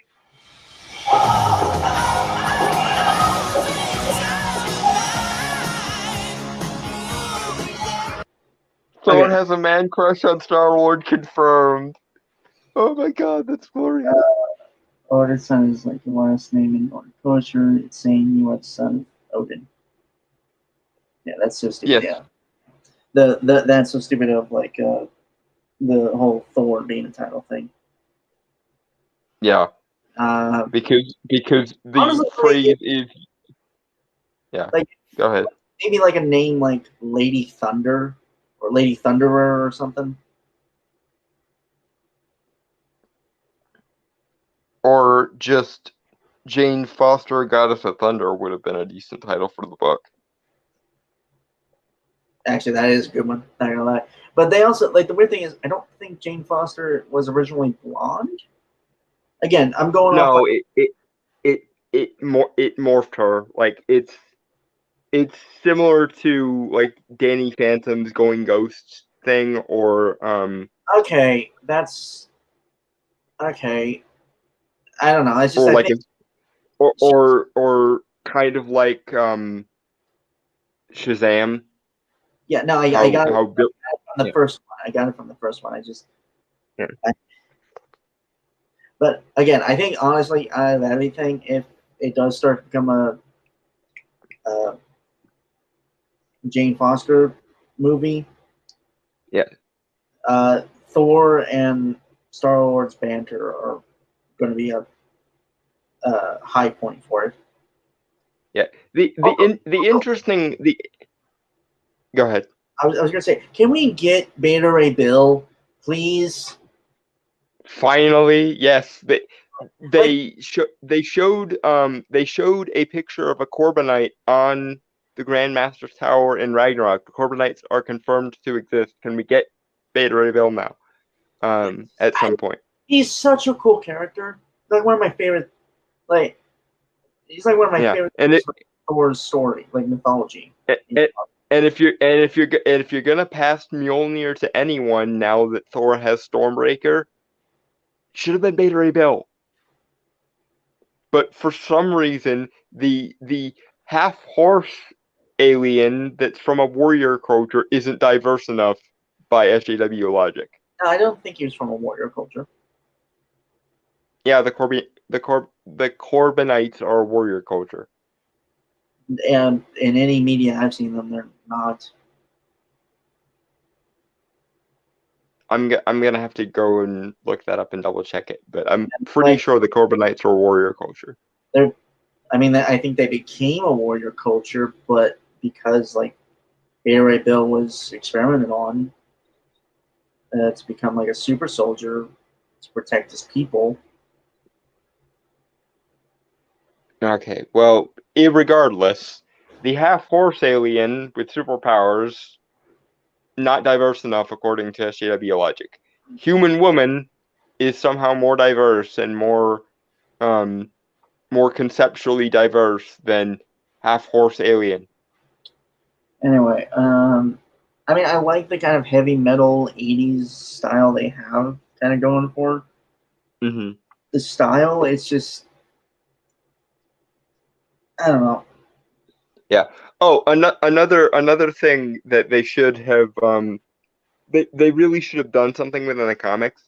They sort of started to imply that like in some versions of Shazam, even though it makes no sense with Shazam, but regardless, according to some of the implications of the Mighty Thor storyline, Lady Thor is actually a separate being from Jane Foster. And that when she becomes Thor, it's literally a separate. It's literally her body becomes either possessed or becomes transformed into a separate being. And Lady Jane has a different intelligence than Jane Foster herself, and they gave implication to that, and they never addressed it because they were too busy hammering home the controversy. So it would be interesting if in this version they make it clear that Lady Jane is separate from ordinary Jane Foster. He's got a British politics joke here, Giant Turtle. The Corbinites are a communist culture.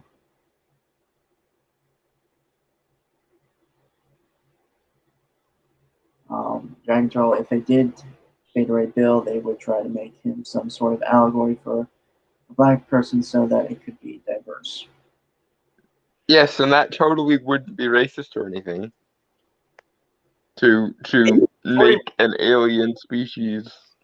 Isn't Jordan Peele making a movie about horse aliens as well? No, he's making a Gargoyles movie.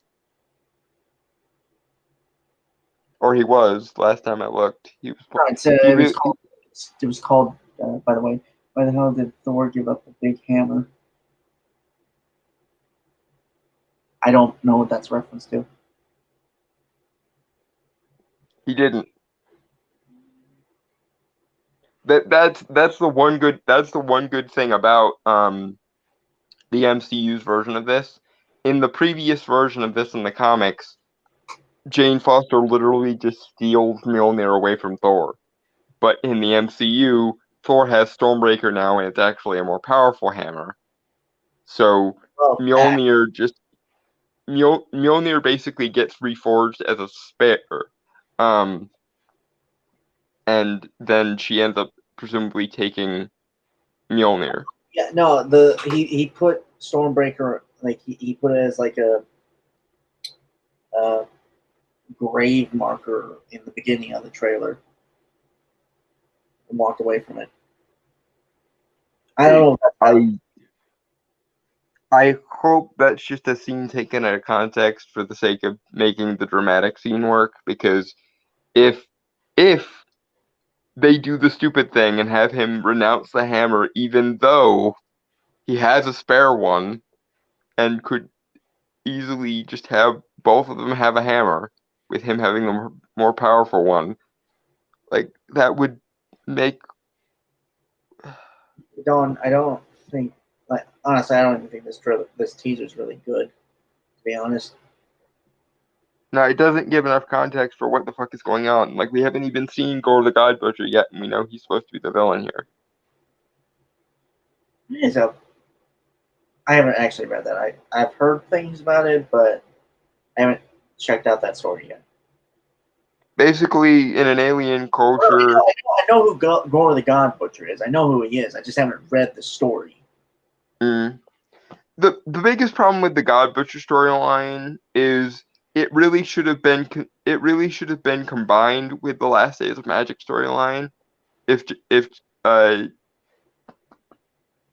Jason Aaron wanted to do both of them, and then you could actually have the long-term implications of both magic and gods disappearing from the universe. But instead, because they both had to be isolated storylines, you had to have one where all the gods die, and then another one where all the magic goes kaput because fuck you reasons. Anyway, there's like 9 seconds left. Shall we? Yep. Banana. Banana.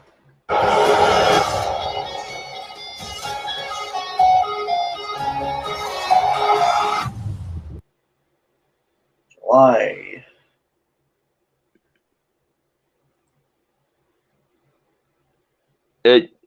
It's really not a good first impression of Lady Jane there. I think the main Like, problem is kind of the I can barely see the costume. well, the other problem is they didn't show her actually using her powers. They just have her standing there. Well, it's a teaser, dude. Teaser. Yeah, but if you're gonna introduce a new character, have them be doing something interesting when we see them. Technically not a new character, but yeah, I get your point. Yeah. Well, I mean, that's even more so because we already know Jane, we know Thor, and this is Jane with the powers of Thor, so we might want to see her actually using them. I'll be honest, I've never liked the Lady Thor costume at all. Like in the comics, It doesn't look right. no, it does. Like I think it's the nose part of the helm. Yeah, it honestly looks more like Hawkgirl than it does a female version of Thor. Like, and I still honestly, think it would have made more sense to just make her a Valkyrie. they did that in the comics just now, like recently, didn't they? Yeah, they did. They finally did it recently, but after that point, the damage is done. Honestly, what should have happened is you should have had Jane Foster die of cancer, but because of her connection with Thor, Odin saves her, makes her a Valkyrie in the afterlife, and then Valkyrie Jane could have been worthy of Mjolnir. That would have made perfect sense. I still would have. She would have been an honorary Asgardian. Yeah, I still would have given her a different name because we already have Valkyrie. So yeah, like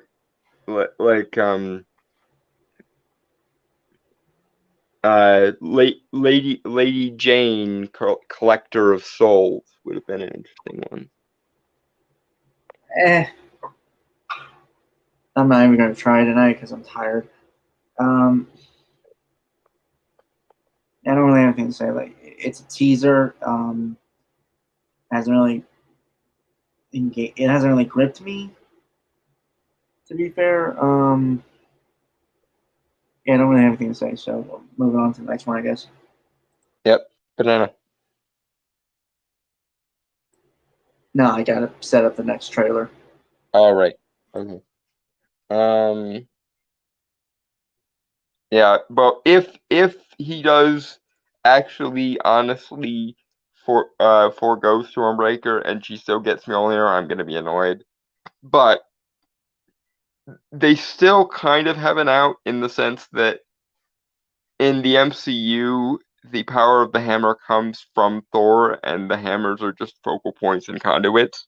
So even without the hammer, he still has some power. But I'm still going to be confused if he doesn't.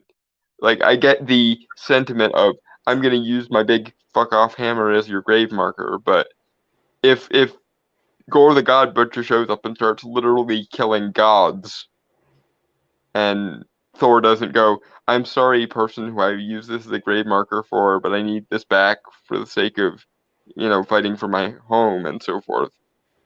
I'm gonna be annoyed. Like, Going to lump sum on names too.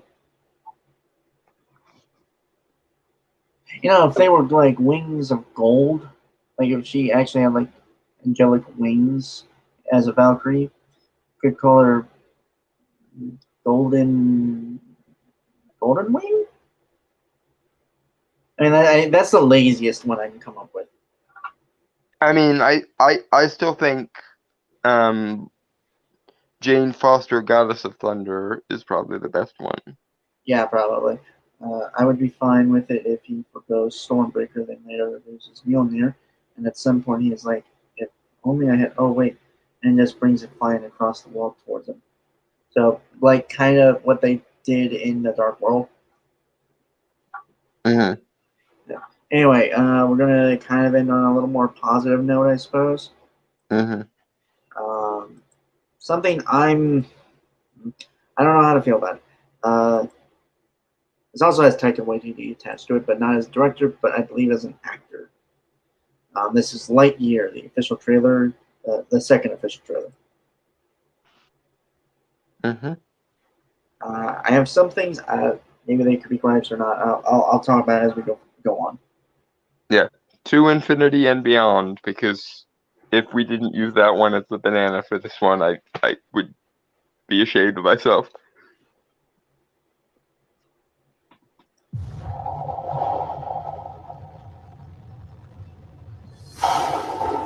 Buzz Lightyear mission log, stardate 3901. After a full year of being marooned, our first hyperspeed test flight is a go. Who are you talking to? No one. You were narrating again. I was not. Just Okay, that's good. I this is the second time I've watched this through, and that still makes me laugh. Well done. Maybe some name in Norse. Yeah. That actually probably would be Or just what Valkyrie means in English, which is chooser. Valkyrie means chooser of the slain. That's not a good name, man. I'm sorry.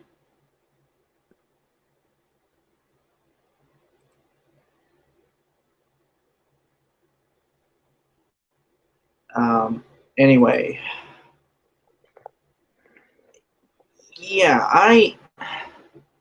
I'm of two minds on this, and I'll get more into it as we go along.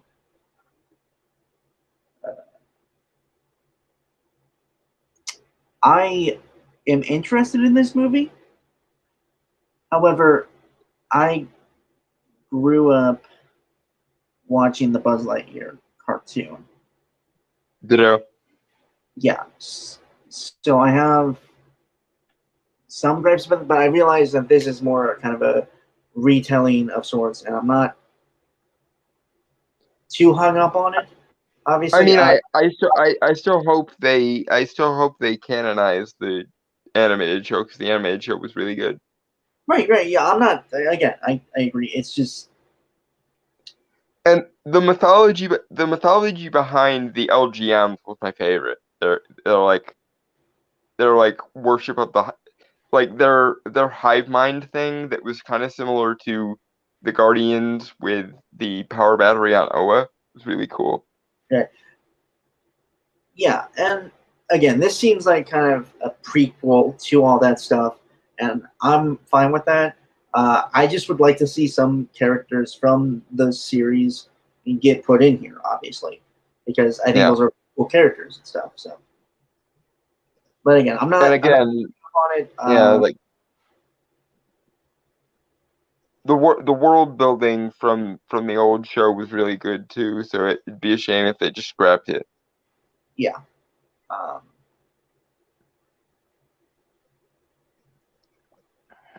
Okay, so before we move on, Giant Turtle. Hey, they took the BattleTech spheroid dropship design. Seen a few episodes of that. Pretty good. Also, maybe Salvation as a name for Jane Foster as a Valkyrie. That could work. Um,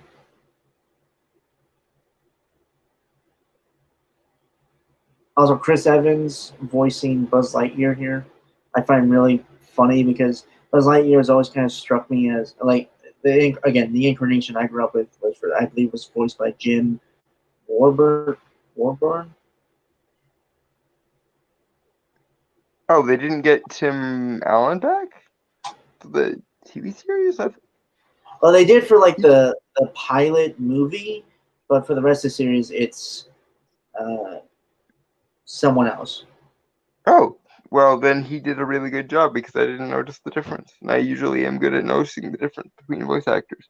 And from what I know about this Lightyear movie, this is basically the movie in the Toy Story universe that inspired the toys. Is what this is. So I think the implication is supposed to be that Buzz Lightyear is literally being played by Chris Evans in this universe, Okay. which What like. I was gonna say was like Buzz Lightyear, as I saw growing up, kind of always struck me as like this more space, kind of like Buck Rogers, Captain America. Mm-hmm. So why not have Captain America involved? Because why not? So I find that funny. I find that like both ironic. Is it ironic? I'm trying to. Yeah, I also like that they kind of based his visual design on Chris Evans, and you'll see it more in other shots where he has the helmet off.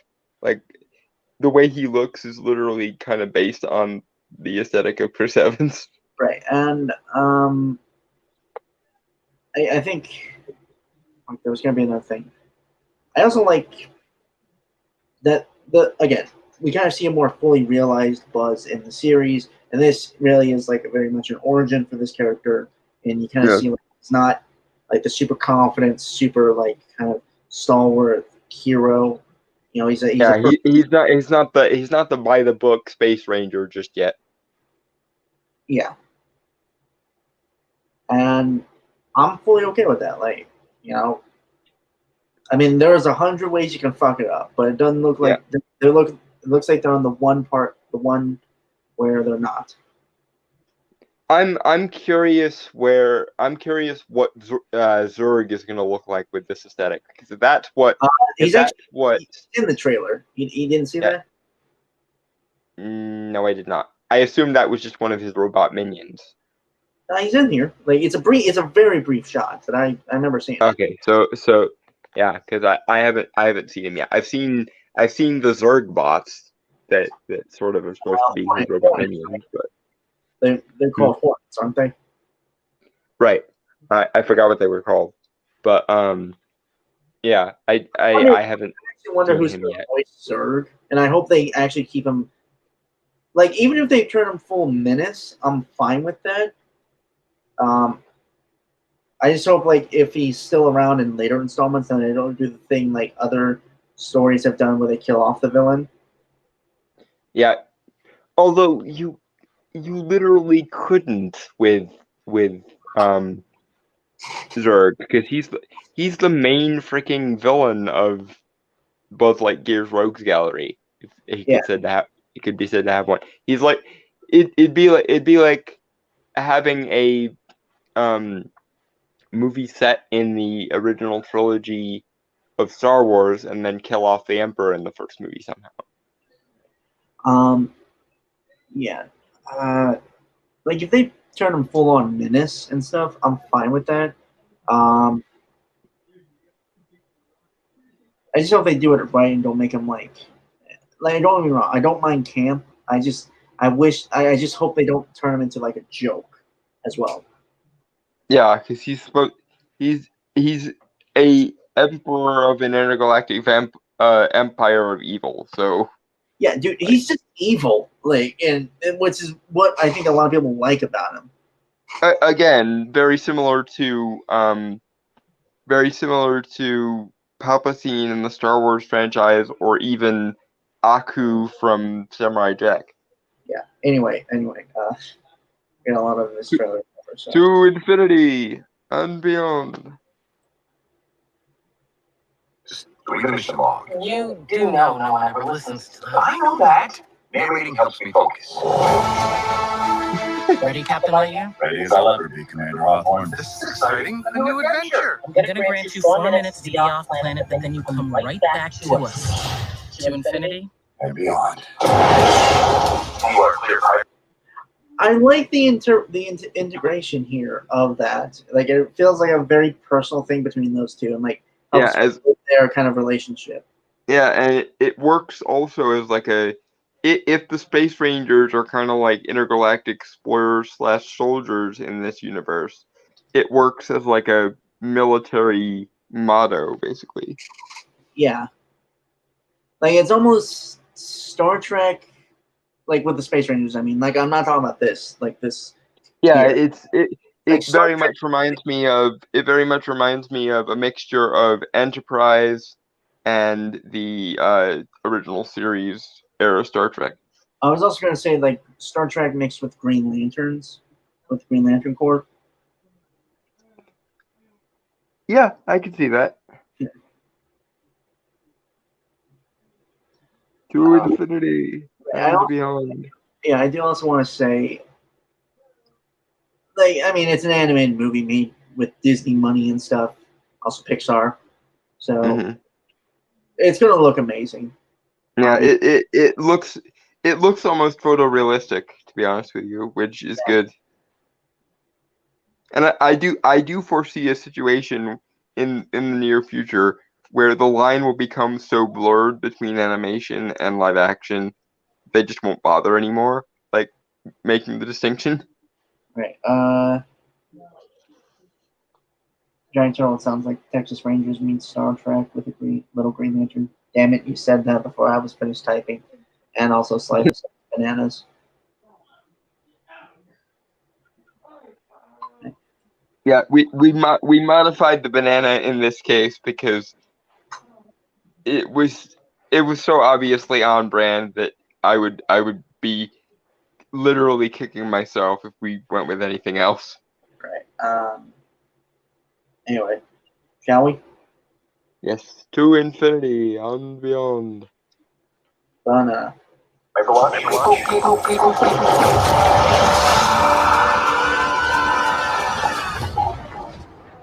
Buzz, that was utterly terrifying. And I regret having joined you. I'd like you to Star Command. Come in, Star Command. Why don't they answer? Hey! So, Okay, I do want his little animal friend there is cute. like, you're saying that because it's a cat. To Well, infinity. yes, but also the "I regret having joined you" thing is very it's adorable. Giant Turtle, to infinity and bananas. Oh, you know what? We actually probably should have done that. I mean, sure, I guess. Anyway, I just now noticed this. I can't believe I didn't notice it earlier.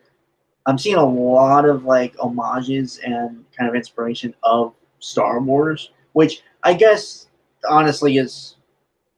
I can't believe I didn't notice this sooner. Yeah. I'm getting references to The Martian, both in the the design and the aesthetics, and even how the Space Rangers work in this universe. Like, Right. I don't know why I didn't bring that up earlier. I keep getting references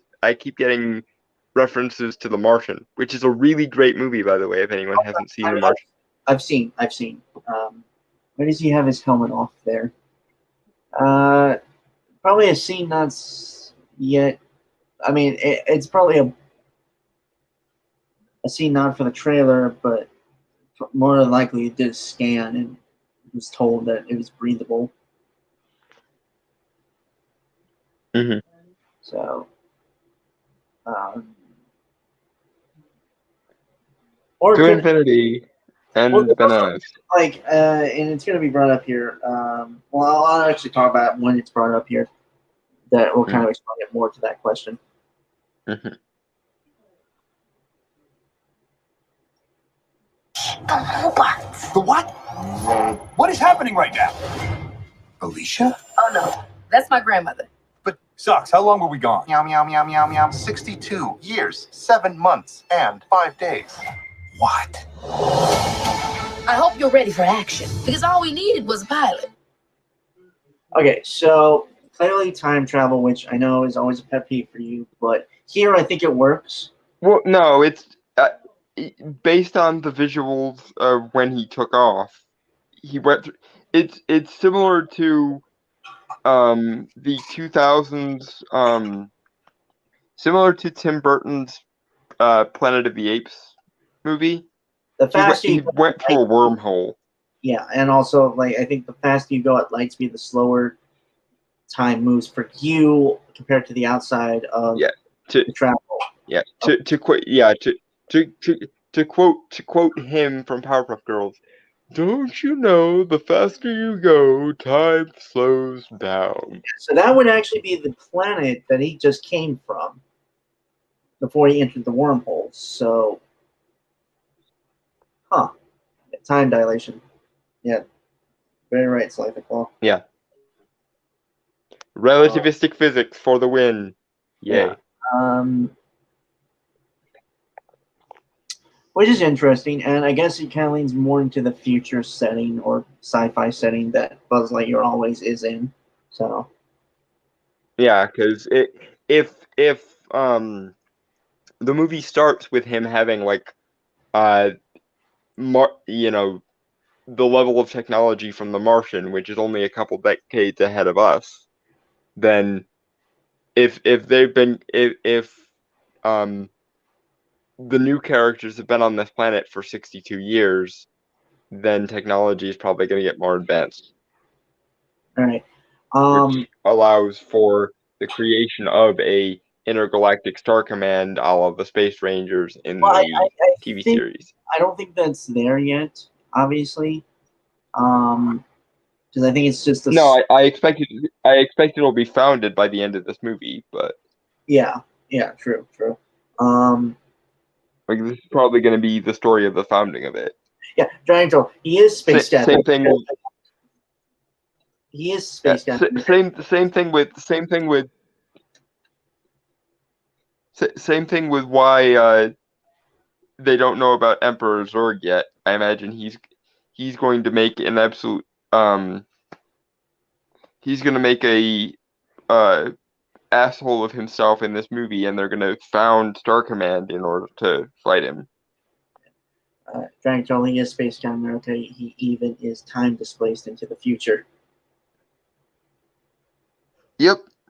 That is also triple funny. It's actually triple funny because it is Chris Evans playing him, voicing him. Yep.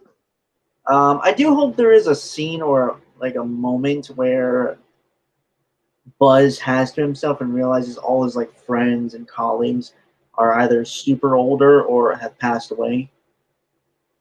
Because that would be a shock for you to realize that you traveled into the future. And, like, Yeah, because I mean, his friend there that he did this, the friend that he did the salute with was already in like her early 20s when he left. So if it's been 62 years and she was in her early 20s, then she'd be in like her mid 80s by now. well, her granddaughter's here, but it doesn't really seem like she's here. So Right. Again, So my question is, are we gonna see the aged up version of her at some point, or is it gonna be that she's already dead? I assume dead. Yeah, probably. I mean, it's Pixar. Because To be honest. Pixar does love their emotional gut punches. It's honestly the only thing they know how to do sometimes. Okay. I mean, you're not wrong, but you know.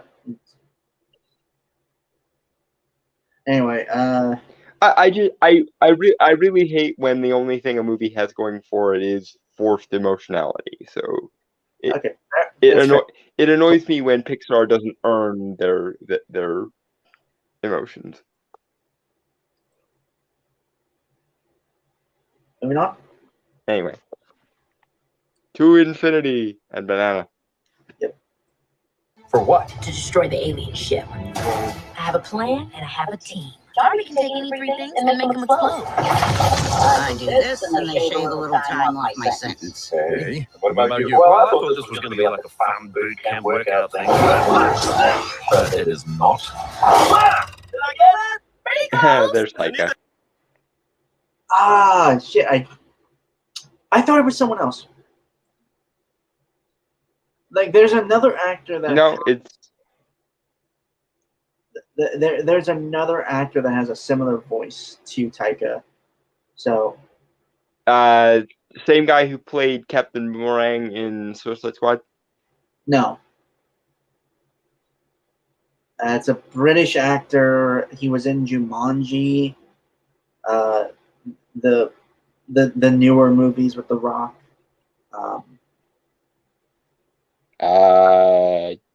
Don't know. I gotta look it up. It's gonna bug me if I don't. Yep. But it's interesting because it does seem like this future group of possibly Space Rangers. Mm-hmm. It's more like a Proto Space Rangers anyway. proto Space Rangers. I mean, Space Command was already a thing when Buzz was still working, although it could have been in its early stages. Yeah. Again, I'm thinking kind of a Star Trek Enterprise style thing mixed with a little bit of The Martian. Of like this is the very earliest version of Star Command that he's working for that probably still is connected with Earth, and then throughout the movie he's going to realize Star Command fell in the 62 years since I left, and now we have this evil Emperor Zurg to fight, so we need to refound.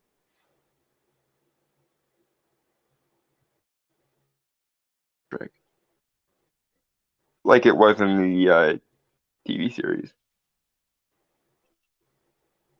My question is he gonna meet the LGMs at some point? Because we still have yet to get LGMs.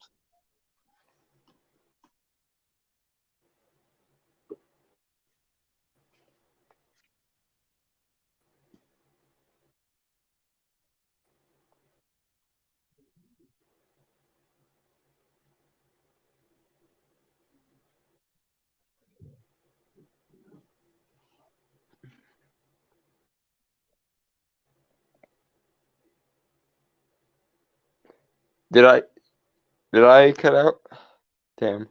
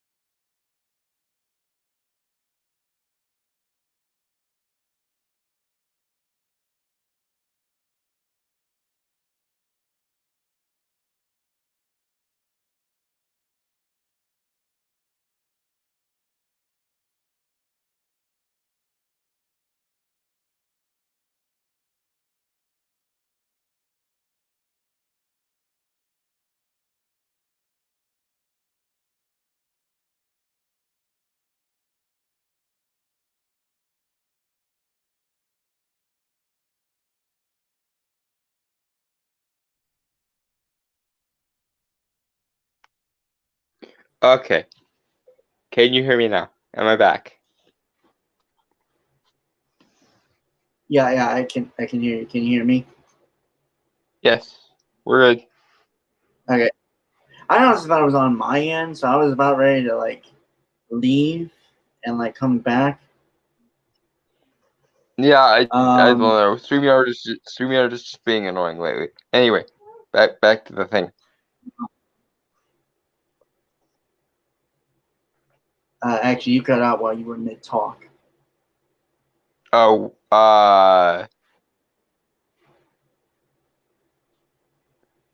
where exactly did I cut out? I don't remember. I was busy. I don't even remember. I was busy trying to figure out what to try and fix. So Oh, okay. Does anyone in the chat know where I cut out?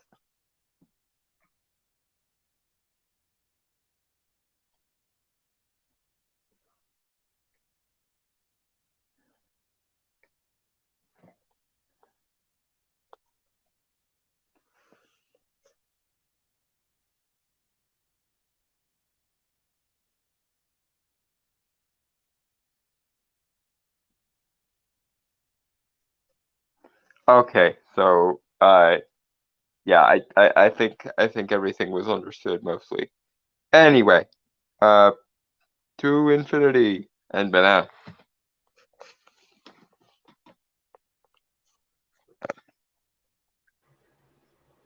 actually, you're give me a minute because I was, like I said, I closed the tab just so again I was gonna try like Mm-hmm. talking about Star Command falling. Yeah, the Dragonfall says that. Oh, yeah. The original Star Command probably went bust in the 62 years that Lightyear wasn't around, and now there's going to be, this evil Emperor Zurg they have to fight, so they're gonna found a new version of Star Command that operates more like the Foundation, or not Foundation, but the Federation from Star Trek, and acts more like the Star Command from the animated series. That's what I was saying.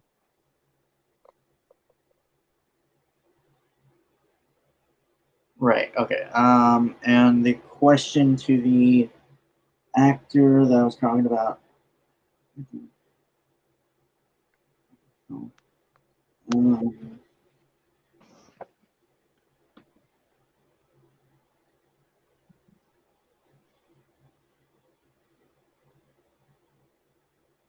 I'm still looking for that, so I will let you guys know.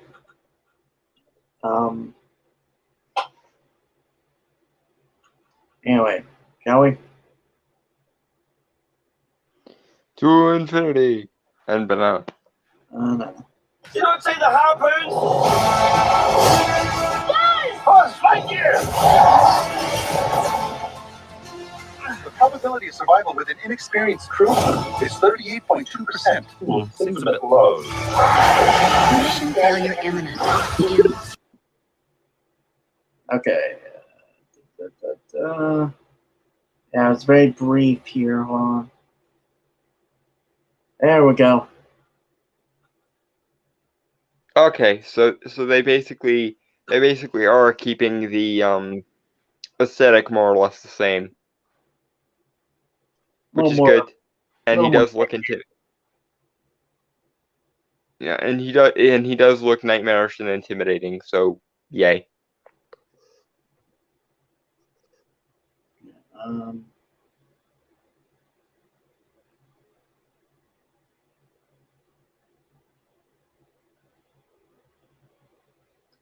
Reese Darby. That's who I was thinking of. I do not know who that is off the top of my head. A New Zealand actor. My bad. I thought he was British. Well, if he sounds like Taika Waititi, he probably is New Zealander. Actor and comedian, presented comedy. He was at. Oh, okay. He was the werewolf in What We Do in the Shadows movie, like the alpha. Oh, okay, yeah. Yeah, he was. So probably someone who Taika Waititi knows, and he gave a boost to one of his buddies. No, he was in a lot of things before What We Do in the Shadows. Interesting. Yeah, it's actually in the TV. What do you guys think of this philosophical? The trailer did spoil the twist. The twist was at the very beginning, not at the end or anything. Is that Well, good? it's also possibly not the only twist, though, to be fair. Yeah.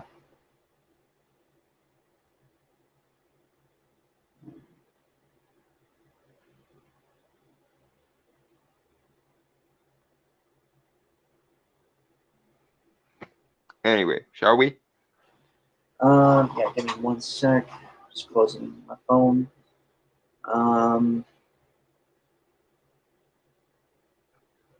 I mean, if they reveal a twist like that here, more than likely it's an inconsequential twist. Yeah, it's basically just the premise of the movie. Yeah. Yeah. But Shall we? to infinity and banana. And I always said she believed in you too. 1. There was a big swirly too. I think I need a bag. No, please record your last words. Do not vomit inside the vehicle. Do not vomit inside the vehicle. If you are satisfied with this recording, speak or select 1.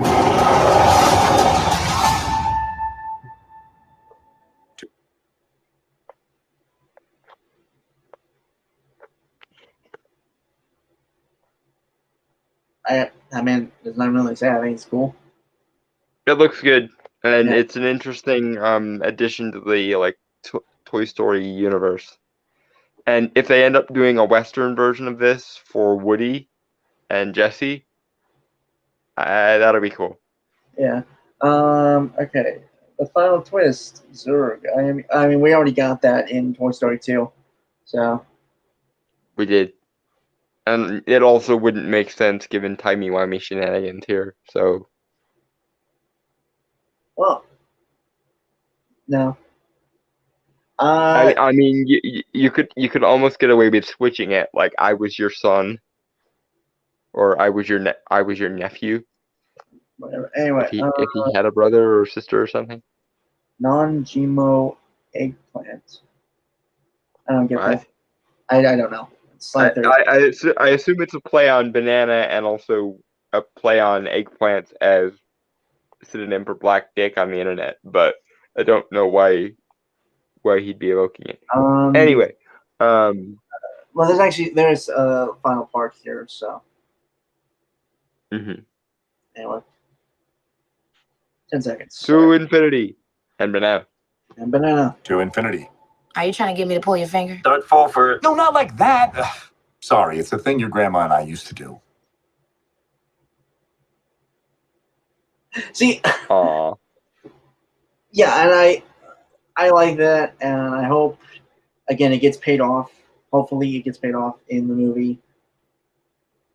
Well, I mean, especially given this is supposed to be us getting to see a movie from the Toy Story universe that inspired the toys.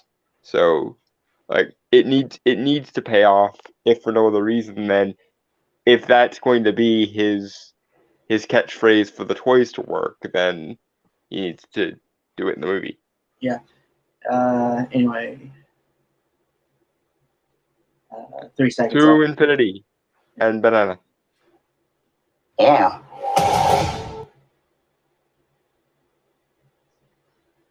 Yeah, out of context, it's something me and your grandma used to do. It sounds kind of.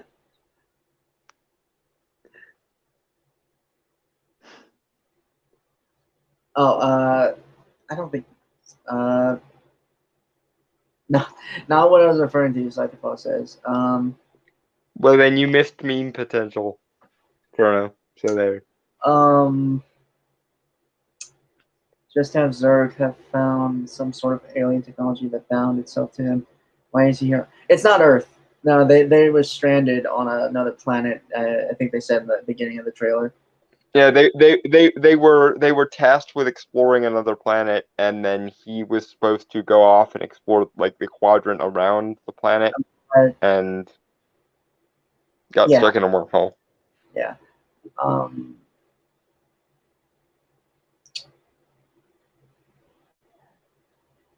I'm not sure if I want a time travel crossover between this series and Woody/Jesse's Western show, or if I would just cringe. I don't think that's what you meant, Don, right? Like just more so. I mean, yeah, in the same way that this movie is the origin of the Buzz Lightyear toys in the Toy Story universe, there could be a Woody movie or TV series that is also the origin of the Woody toys. is what I was saying. They technically do have that in the Toy Story 2, where they introduced the idea of the show. So there could be a revision of that. But then again, as with real world IPs, it's very rarely ever just one show or one movie. It's a whole slew of them. Yeah. It's kind of similar to how Butch Hartman kind of snuck in the pilot for Crash Nebula, the series, into an episode of Fairly Odd Parents, because it's literally the show that Timmy was watching in an episode. I would have loved to see that, actually, because it looked really cool. Yeah, the idea of a Crash Nebula series was a really good one, and I'm annoyed that it didn't actually get picked up, because it kind of did seem like a crossover between like Fairly Odd Parents and Danny Phantom in like concept mixed with space stuff, and that was cool. And I think even the voice actor for Danny was the voice of Crash Nebula, so it would have been cool. Dragon Tail, I think there will be credit scenes about the toys commenting on it.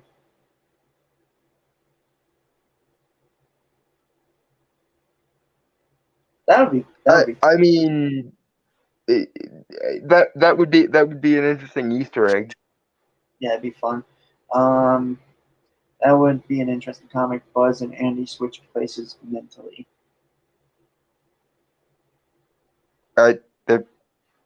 As in like Quantum Leap? No. I think that'd be a bit much. Yeah. Anyway, I think I'd rather almost see the like time travel facilitated Cowboys versus Aliens kind of movie. Like Buzz Lightyear and crew crash land in the Old West somehow because of the wormhole, and then Woody and Buzz have to cross over. Andy fighting Zurg. Yes. So the slide. Anyway, guys, I gotta get to bed because I still have a pretty fucking sick. Bless you. And thank you. Yeah. And yeah. So with that, folks, I want to say goodbye, adios, aloha, Wiedersehen, sayonara, peace, cheers, and to infinity and fuck off.